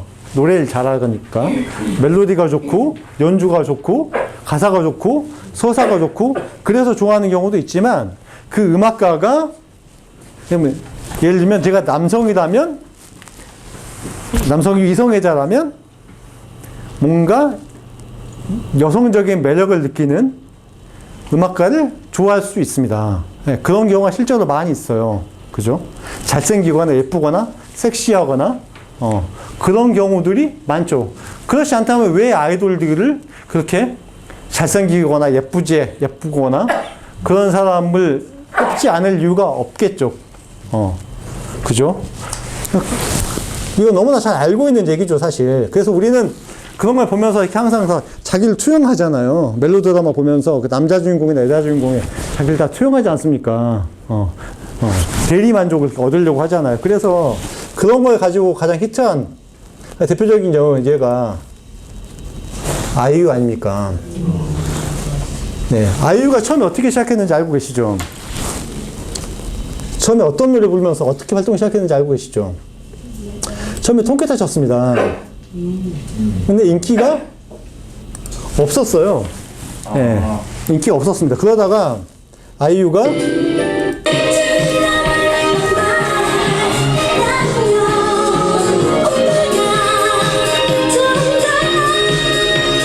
바로 이 부분 나는요 오빠가 좋은 거 하는 순간 국민 여동생이 된 겁니다. 네. 이렇게 어리고 귀엽고 노래도 잘하고 심지어 기타도 치는 뭔가 이렇게 싱어송라이터 약간 생각 있어 보이는 젊은 여자가 오빠한테 먼저 고백을 해. 심지어 나는요 오빠가 좋은 걸 이건 완전 그 남성들의 로망을 환상 그죠? 환상을 대리 실현해주는 사실 현실에서는 이런 경우가 없어요? 별로 없죠. 아주 없진 않지만 별로 없습니다. 별로 없습니다. 근데 이 대중문화는 그런 거예요. 누군가의 욕망을 대리 실현시켜주면 그때 반응합니다. 그래서 그 시대에 누가 인기를 얻는가를 보면 사람들의 욕망을 알 수가 있습니다. 그 대표적인 예가 아이유 뿐만이 아닌 것이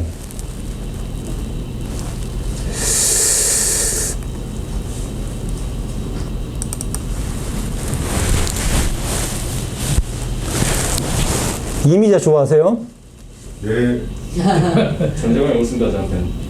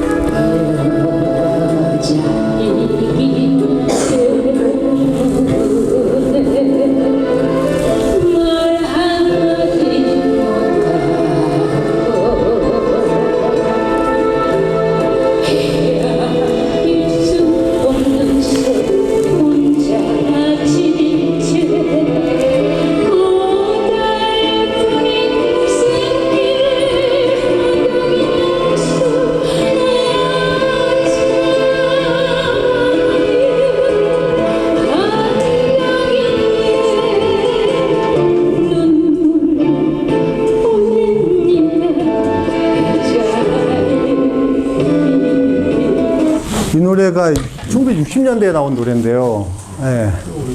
눈물로 보냅니다 여자의 일생. 지금 이 노래 부르면 어떨까요? 욕해요? 아이고. 그쵸, 돌맞겠죠. 그죠. 근데 이 노래가 당시 히트했단 말이에요. 무슨 얘기일까요? 내재된 저항성을 내재된 저항성 이야기보다는 그쵸. 다 이렇게 생각한 겁니다. 그냥 이게 여자의 팔자다. 그래서 뭐 여자 팔자 뒤움박 팔자고 뭐 여자 목소리는 담을 넘어가면 안 되고 뭐 여자와 북어는 3일에 한 번씩 때려야 된다. 뭐 이런 얘기가 이제 공공연하게 나오던 시대에는 이런 노래 부르는 게 너무 당연했습니다. 이런 노래 불러야 히트를 친 겁니다. 그죠?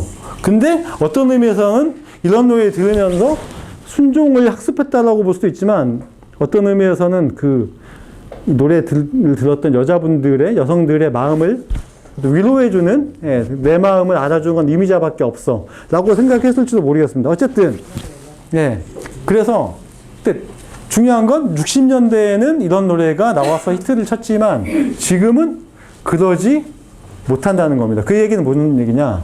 젠더에 대한 우리의 판단과 감각이 계속 바뀌었다는 얘기입니다.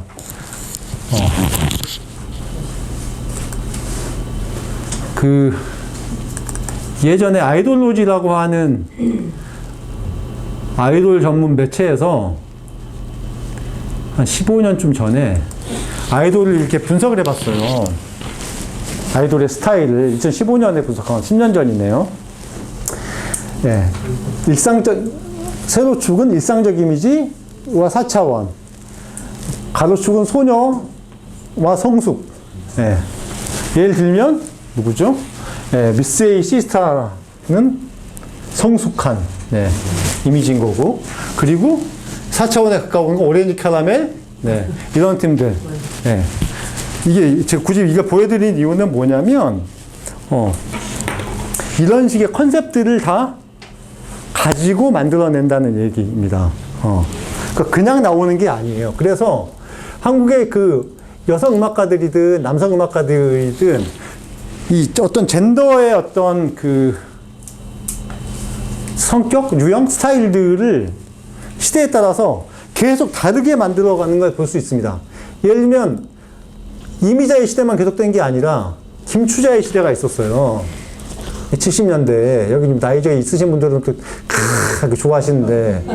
근데 여기서 일단 이 사진만 봐도 이미자와 완전 다르죠. 굉장히 육감적이죠. 그러니까 뭐랄까요. 한국 최초의 뭐라고 그러죠? 글래머 여가수라고 볼 수 있습니다. 그러니까 엉덩이를 되게 강조한, 엉덩이와 가슴을 되게 강조하고 실제 덩치도 그러니까 덩치가 키가 좀 컸죠. 그 당시에 가수들 중에서는. 그러니까 이게 굉장히 뭐랄까요. 성적인 이미지, 어떤 육체미 같은 것들을 강조하는 드러낼 수 있는 시대로 바뀌면서 새로운 어떤 그 여성 음악가의 계보가 생긴 겁니다. 김추자를 잇고 있는 게 예를 들면 이효리 아니면 또 다른 음악가라고 할 수 있겠죠. 이제 그런 계보들이 만들어지고 우리는 음악을 들을 때 단순히 김추자의 노래만 좋아하는 게 아니라 김추자가 만들어낸 이런 스타일과 이미지를 좋아하는 겁니다. 그러니까 김추자의 반대편에 쓴 사람이 누구냐? 바로 양희은이죠. 예를 들면 양희은은 제가 노래를 들려드릴 필요도 없어요. 왜냐하면 이 사진만 봐도 딱 압니다. 이 사진 보여드리려고 가져왔어요. 청바지에 생머리, 화장은 안 하죠. 운동화. 이건 무슨 얘기냐? 멋을 안 낸다는 얘기뿐만이 아니라 나는 자연적인 걸 추구하고 순수하고 진지하다 라고 하는 것을 보여주는 겁니다. 김광석 좋아한다고 하셨죠? 김광석 좋아하는 분들 그런 것 때문에 좋아하는 겁니다. 김광석이 심지어 노래 부를 때, 콘서트 할 때 하다못해 얼굴에 화장하거나 찢어진 청바지 입고 나오지도 않습니다. 그냥 자연스러운 그냥 티셔츠 하나 걸치고 나와서 노래 부릅니다. 그걸 좋아하는 거죠. 반대로 남자 뮤지션 치면 김동률 같으면 터틀넥이라고 하나요? 이게 하얀색 뭔지 아시죠? 굉장히 따뜻하고 로맨틱해 보이는 그런 이미지를 계속 구사합니다. 그러면서 그 이미지의 계보들을 계속 만들어내는 겁니다. 우리는 그리고 그걸 보면서 자기의 욕망을 투영을 하는 거죠. 그 안에. 이상은은 톰보이의 상징입니다. 18 강변가요제 대상 시작하니까 이건 1년 뒤의 모습입니다. 예. 상 받은 분의 축하 공연. 그대는 나를 떠나려나요 내 마음이라 대단히 중성적인 모습이잖아요. 그죠? 보이시지 않? 그죠? 예. 그래서 이런 스타일을 또 여성 청소년들 중에 좋아하는 분들이 꽤 있었죠. 그죠? 예, 그런 얘기들 막 있잖아요. 학교에서 이런 언니들한테 막 초콜릿 편지 막, 네, 예, 쏟아졌다라고 하는, 네. 그런데 여기 적어놓은 뮤지션들이 다 개별적인 어떤 그 스타일들이 있습니다. 이난영, 이미자, 김추자, 양희은, 김한선, 이상은, 그리고 장필순. 장필순은 양희은과 비슷하지만 조금 더 뭔가 은밀하고 영적인 느낌이 좀 있죠. 그리고 한영애 같은 경우는 되게 마녀 같잖아요. 그죠? 만신 같잖아요. 만신. 세상을 지배할 것 같은 막, 예. 이소라 같으면 완전히 또 약간 어떤 의미에서 이미자 같아요. 예, 슬픔의 엘러지잖아요. 예. 눈물을 실제로 흘리고, 우리를 울게 만드는 그런 노래. 예. 부르는 그런 분이잖아요. 당시에 누군가와 헤어졌다는 썰이 있습니다. 네. 어쨌든, 네. 그리고 이제 뭐 이 정도만 있는 게 아니라 더 많은 음악가들, 여성 음악가들이 있죠. 그리고 최근에는 좀 다른 모습의 어떤 스타일과 서사를 보여주는 여성 음악가들이 등장하고 있습니다. 예를 들면 새소년 같은 경우 황소연 씨도 그렇고요. 이영지 씨도. 예전 같으면 이영지의 그 큰 몸, 이 여성으로서는 되게 예쁘지 않다라고 생각했지만 여기서는 그냥 되게 자연스럽게 드러내고 그것이 오히려 되게 매력 포인트가 되는, 예, 전환이 일어났어요. 예. 그래서 심지어 곡 제목도 스몰걸입니다. 스몰걸. 예. 이렇게 전복시키는 겁니다. 그리고 여자아이들이, 예, 퀸덤에서 불렀던, 실련했던 라이언이라는 곡도, 왜냐하면 우리가 흔히 말하는 어떤 여성적인 모습을 안 보여줬어요. 그러니까 뭐랄까요, 전사 같은 모습을 보여줬죠. 네, 라이언이라는 곡 제목처럼. 네, 근데 이걸 회사에서 짜준 게 아니라 자기들끼리 만들어낸 겁니다. 네. Once upon a time there was a kingdom and a great war for the 그러니까 우리는 보통 이렇게 여자 하면 다 앞에 여자를 붙이잖아요. 여왕, 여황제. 근데 남자는 남황, 남황제, 뭐 남전사 이렇게 안 하잖아요. 그게 얼마나 이제 남성 중심인지를 보여주는데, 그런 세상에서 I am the queen. 자기가 퀸이라고 선언을 하고 그런 어떤 당당한 모습을 실제 퍼포먼스를 통해서 자기 보여줍니다. 되게 멋있어요. 뭔가 압도되는, 예, 카리스마 같은 게 있죠.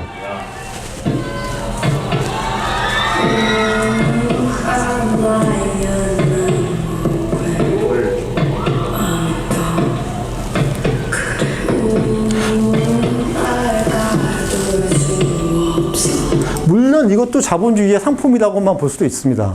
하지만 어떤 변화가 긍정적으로 일어날 때는 그 부분에 대해서 긍정적으로 평가할 부분들이 있지 않을까라는 생각이 들고요. 그리고 이제 남자들 같은 경우는, 남성 뮤지션들 같은 경우도 어떤 몇 가지 포맷을 만들 수도 있습니다. 순수한 음악가들 있죠. 윤영주, 어떤 날 김광석, 동물원, 버스커. 로맨틱한 뮤지션들 이문세, 변진섭, 신승훈, 조성모, 김동률, 성시경, 그죠? 예. 찌질한. 근데 이게 90년대부터 나타난 겁니다. 윤상, 윤종신, 토이, 예. 좋아하시나요? 네. 그래서, 뭐지? 괜찮은 거니, 어떻게 지내는 거야? 헤어졌으면 끝나야 되는데, 걱정하는 것처럼 계속 물어봅니다. 그죠? 네. 근데, 이게 좀 재밌는 캐릭터잖아요. 옛날 같으면 남자들은 그냥 가려면 가 이래야 되는데 이제는 그렇지 않은 거죠. 그리고 더 재밌는 그 남성 캐릭터가 누구냐면요, 10cm예요. 10cm 보면서 재밌다고 생각해 본 적 없으세요? 치졸하다뇨. 10cm는 코믹합니다.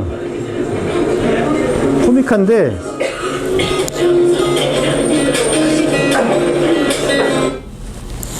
되게 다른 남성상이에요. 이 노래 가사 아세요? 오늘 밤은 혼자 있기가 무서워요. 그러면서 여자친구한테 말하는 그 내용인데 벌레가 나타날까봐 무서우니까 네가 옆에서 벌레를 잡아주세요 이런 얘기예요. 예. 옛날 같으면 저 하늘에 별도 달도 다 따줄게. 뭐 오빠 믿지 뭐 이렇게 돼야 되는데 예. 근데 그렇게 하지 않습니다. 자신의 연약함을 오히려 어필해서 연인에게 매력을 따려고 하는 그런 남성상입니다. 이게 이제 어떤 의미에서는 남성에 대한 이때 즈음부터 그 초식남이라는 얘기가 나오기 시작했잖아요. 10cm의 권정열이 다 그렇게 생각하고 만든 겁니다. 예, 본인 인터뷰에서 다 얘기했어요. 그래서 머리가 되게 좋은 사람이에요. 예. 나는 그 무슨 노래인지 제일 마지막에 몽땅 다 해라. 네. 네. 그런 것들이 다 남들한테 없는 다른 남성 음악가들이 만들지 않는 캐릭터와 코드를 가져와서 만들어서 인기를 끈 겁니다. 굉장히 재밌죠. 그리고 이제 뭐 또 다른 뮤지션도 있죠. 야성적인 뮤지션, 그리고 임재범, 신성우, 그리고 전인권, 예. 악동 뮤지션, 악동적인 같은 사람들, DJ DOC, 노브레인, 뭐 크라잉넛, 예. 자기 과시하는 사람들, 남진, 박진영, 예. 그런데 최근에 이채로운 음악가는 여성을 혐오한 음악가, 남성 음악가들입니다. 네, 김태춘이라는 음악가가 있고요. 김태춘은 오늘 제가 들려드리는 알 거고요. 브로라고 하는 음악가가 있습니다. 브로. 발라더인데요. 말하지 않아도 네 맘 알아주고 달래주는 그런 남자 너무 힘이 들어서 지칠 때 항상 네 편이 되어주는 그런 남자 한 번 무게만 주고 갔는데 말없이 원하는 선물을 안겨다주는 잘생기진 않아도 네가 가끔 기대어 쉴 수 있게 넓은 가슴을 가진 남자 그런 남자가 왜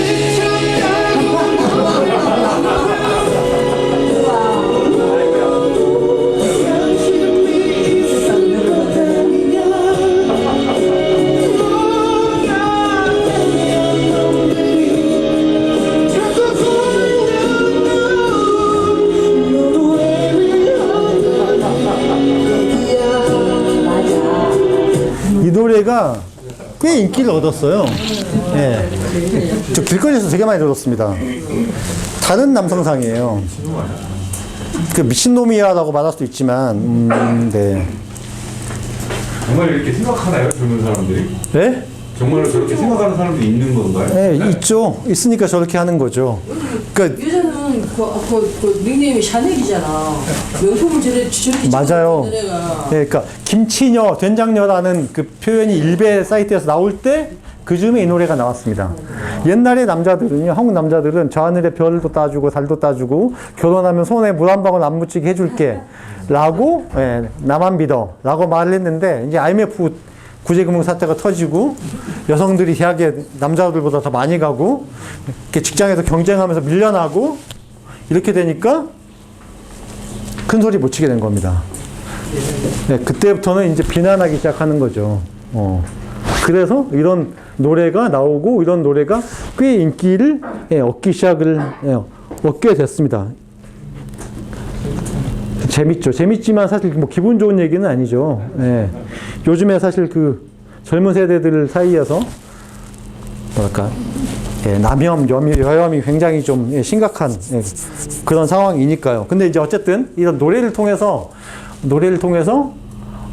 뭐랄까요. 어떤 사회의 변화만 보여줄 수 있을 뿐만 아니라 재밌는 건 뭐냐면 노래를 통해서 그 잘못된 의식이 강화되기도 해요. 예, 이런 노래 들으면서, 예, 그러니까 뭐랄까요. 누군가는 대한민국은 민주공화국이다 같은 노래 들으면서, 대한민국이 역시 민주주의가 중요하지라고 생각하겠지만, 또 누군가는 이런 노래 들으면서, 그래, 요즘 여자들이 말이야, 자기 형편도 생각 안 하고, 나대고, 그런다고 생각할 수도 있겠죠. 그래서 예술이라고 하는 게 늘 어떤 긍정적인 역할만 한다고 보면 너무 예술을 위대하게만 생각하는, 예, 그런 결과가 나올 수 있습니다. 그리고 예술이라고 하는 건 이 젠더 측면에서 전혀 예상하지 못한 어떤 결과들을 만들어내기도 해요. 그러니까 뭐 좋고 나쁘고의 차원을 떠나서요. 여러분 YMCA라는 노래 아세요? 네.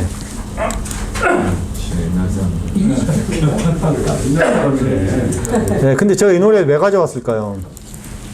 젠더 이야기하면서. 이 노래를 누가 특히 좋아했는지 아세요? 네? 게이들이 좋아했습니다. 네, 게이들의 찬가예요.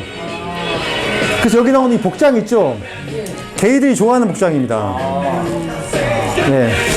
특히 이 가죽 점퍼에 이 안에 아무것도 안 입은, 아니면 카우보이 복장 이런 거. 네.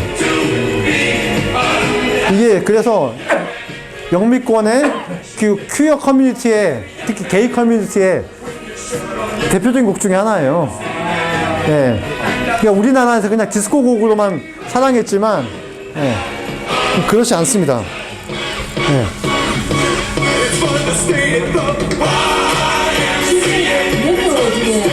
게이가 있지 않았나요? 네?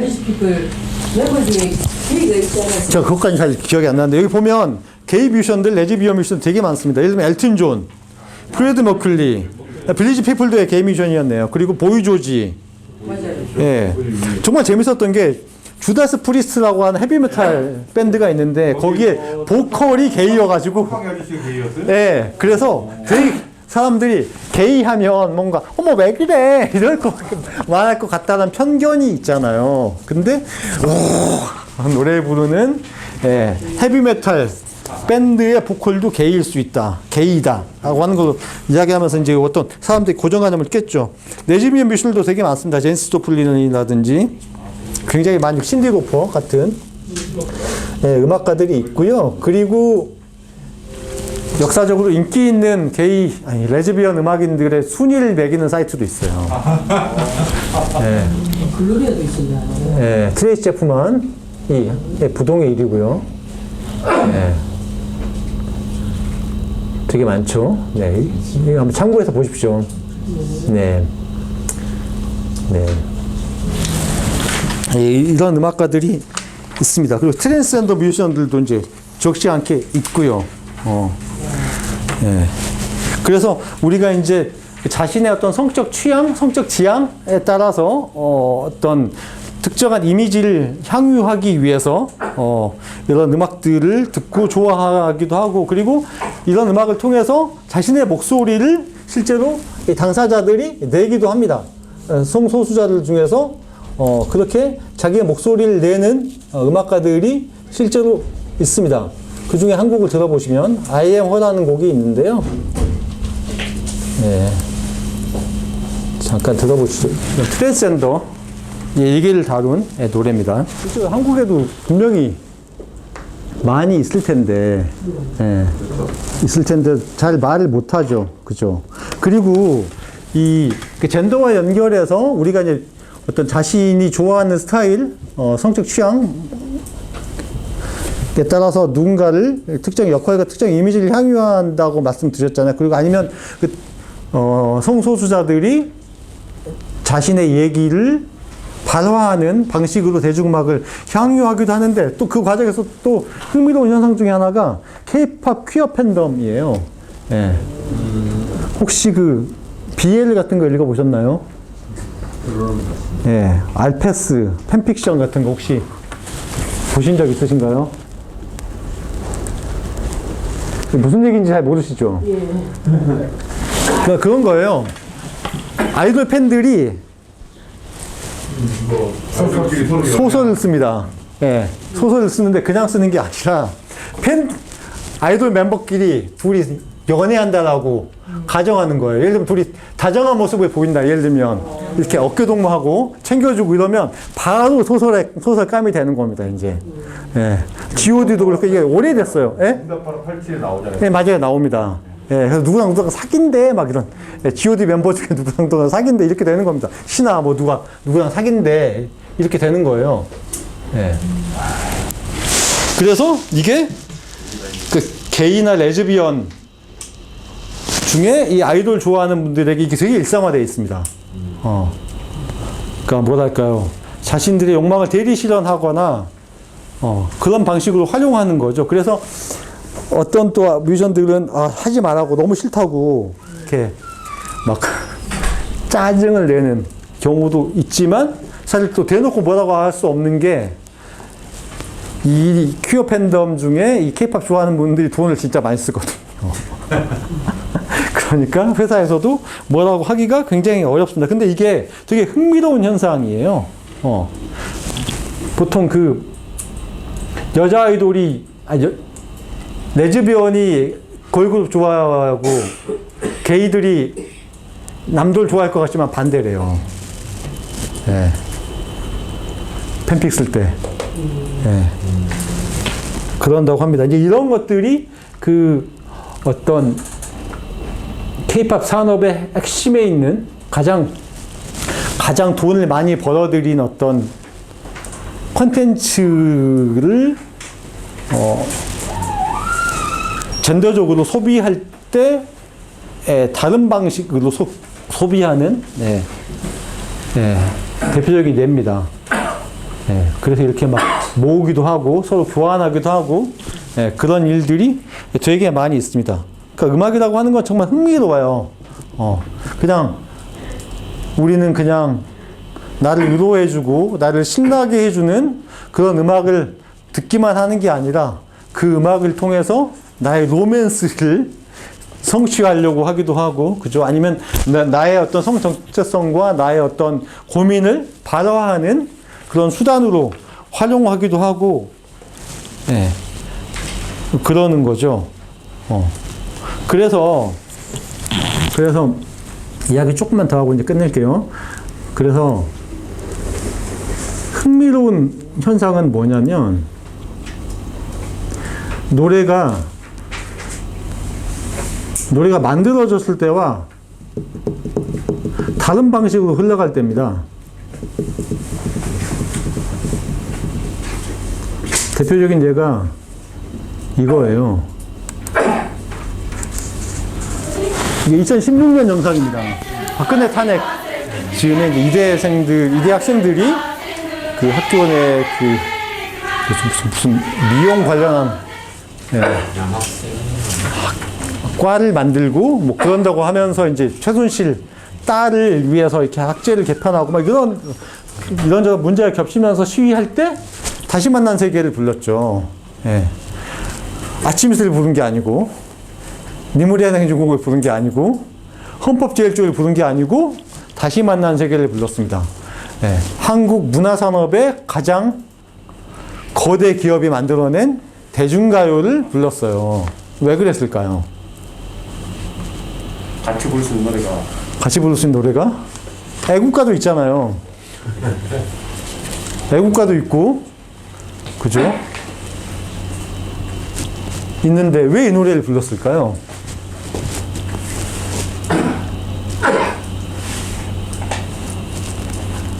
그런 생각 혹시 안 해보셨어요? 그때 가장 저 노래를 좀 서로 간에 공감을 준 거 아닐까요? 뭐 당연히 그랬겠죠. 그랬을 텐데 왜 저 노래였을까요? 저 노래는 사실 2016년이면 이 노래가 발표된 뒤로 거의 10년 뒤에 이 노래가 나왔을 때 2000년 초반이었잖아요. 그죠? 그 최대 히트곡도 아니에요. 소녀시대 최대 히트곡은 지죠. 그죠? 소녀시대 내고 그 다음에 히트곡이 아마 이 노래였던 것 같은데 어떤 이제 이게 사실 이 노래가 이 세대의 감성에 맞았던 것 같아요. 그러니까 아침 이슬도 있고, 뭐 니무리아 행진곡도 있고, 애국가도 있지만 자기들의 감각에 맞지 않는다고 생각했던 것 같아요.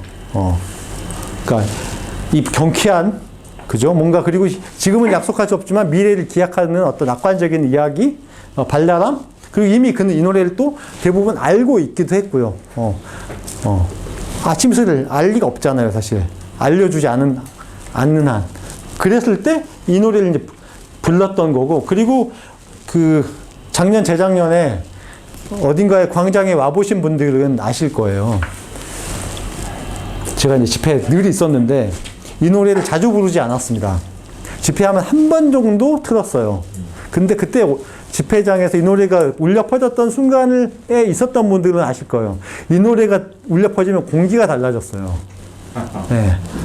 뭔가 아침 이슬이나 뭐 니무레 행진곡이나 위플래시를 틀었을 때하고는 완전히 달랐어요. 뭔가 거기에 있는 그 젊은 여성들, 성소수자들이 정말 잠에서 확 깨어난 듯이 좋아하는 느낌 같은 게 그 바람이 한번 휙 지나가는 그런 느낌을 받았습니다. 무슨 얘기를 하고 싶은 거냐면 어떤 노래는 대중에 의해서 재명명됩니다. 네, 노래가 바뀌어요. 제가 아까 아침 이슬 말씀드렸잖아요. 아침 이슬 김민기 씨가 만들었죠. 처음 김민기 씨가 만들 때 난 이 노래를 만들어서 민주화를 위해서 써야 되겠다고 생각하고 만들었을 것 같으세요? 아니에요. 그냥 아무 생각 없이, 아무 생각, 그냥 자기의 그냥 솔직한 마음을 노래했을 뿐이지, 뭐, 운동, 민주주의, 전혀 생각하지 않고 만들었습니다. 근데 그 노래를, 그랬기 때문에 노래 만들었을 때 KBS에서 좋은 노랫말 대상 1위로 뽑았어요. 근데 1년 만에 박정희 정부가 금지곡으로 만들고 음반 다 압수하고 김민기 활동 못 하겠습니다. 네. 그때부터 사람들이 이제 이 노래를 시위할 때 부르기 시작한 거예요. 무슨 얘기냐? 노래의 운명을 대중이 바꾸기도 합니다. 네. 드물지만 그럴 때가 있어요. 아침 이슬이 그랬고 다시 만난 세계가 그렇습니다. 네. 어떤 의미에서는 자본주의의 첨단에 있는 노래예요. 그죠? 집회장에서 오히려 부르지 않아야 되는 게 맞을 수도 있는 노래입니다. 왜 SM에서 만든 노래를 불러라고 약간 586 운동권이거나 좌파이면 그렇게 문제제기를 할 수도 있는데 아무도 문제제기를 하지 않았고 문제제기를 못했습니다. 왜? 그 노래를 다들 많이들 되게 좋아했거든요. 그리고 제가 그런 모습도 봤어요. 그 여의도에서 집회를 할 때 탄핵하려고 이제 국회 의결을 2번 했다가 이제 그럴 때 어떤 분이 피켓에 뒤에 쪽지에 적어봤어요. 가사를. 다시 만난 세계를. 네, 따라 부르려고. 그때 제가 느꼈어요. 아, 노래의 힘이라고 하는 게 이렇게 강력하구나. 50대에 있는 분도 평상시에 알지도 못했던 노래를 가사까지 뽑아와서 부르게 만드는구나. 그게 바로 음악과 어떤 사회의 역할, 관계라는 생각이 들었어요. 어떤 노래, 대부분의 노래는 상품으로 기능합니다. 하지만 또 어떤 노래는 우리에게 예술적인 영감과 감동을 주죠. 그리고 또 어떤 노래는 상품이었던 운명을 뛰어넘어 버립니다. 네. 그러면서 어떤 시대의 상징이 돼요. 네. 언젠가 집회 때, 지난 겨울에 집회 때, 깃발 입장을 한 날이 있었습니다. 네, 다들 깃발을 많이 들고 오셨잖아요. 그래서 거기에 착안해가지고 한번 깃발을 입장하는 시간을 갖자라고 해서 깃발을 입장했는데, 처음에 니무리한 행진곡을 틀었습니다. 정말 멋있더라고요. 제가 눈물이 났어요. 근데 그 다음에 나온 곡이 뭐였을까요? 니무리한 행진곡이 끝나고 나서. 다시 만난 세계가 나왔습니다. 네, 더 감동이 오더라고요. 노래라고 하는 것에 대해서, 음악의 힘에 대해서, 대중의 힘에 대해서 생각을 많이 하게 됐습니다. 자본주의가 대단히 강력하고 어떤 젠더에 대한 고정관념이나 속역할, 편견 같은 것들이 여전히 강력합니다. 또 거기에 맞춰서 살아가려고 하고 거기에 맞춰서 어떤 상품을 만들어내려고 하는 경향들이 팽배해 있는 건 사실입니다. 하지만 어떤 이들은 다른 얘기를 하는 작품들을 열심히 찾아서 향유하고 공유하고 합니다. 그리고 또 어떤 순간에는 기존의 의미와 다른 의미를 부여해 버리기도 합니다. 물론 그런 일이 자주 일어나진 않지만 그것이 어떤 역동성이다라는 생각이 들어요. 예술이 가지고 있는 역동성, 대중이 가지고 있는 역동성, 혹은 또 예술의 신비로움 같은 것이 아닌가라는 생각이 듭니다. 그래서 이따 뭐 질문하고 또 답하는 시간이 있겠지만 여러분들이 좋은 작품들을 많이 찾아내고 많이 즐기면서 아주 드물게라도 새로운 의미를 부여해 줄 수 있는 어떤 예술의 주인공? 그냥 착한 소비자가 아니라, 그런 주인공이 되셨으면 좋겠다는 말씀을 드리면서 일단 이야기를 마무리하겠습니다. 감사합니다.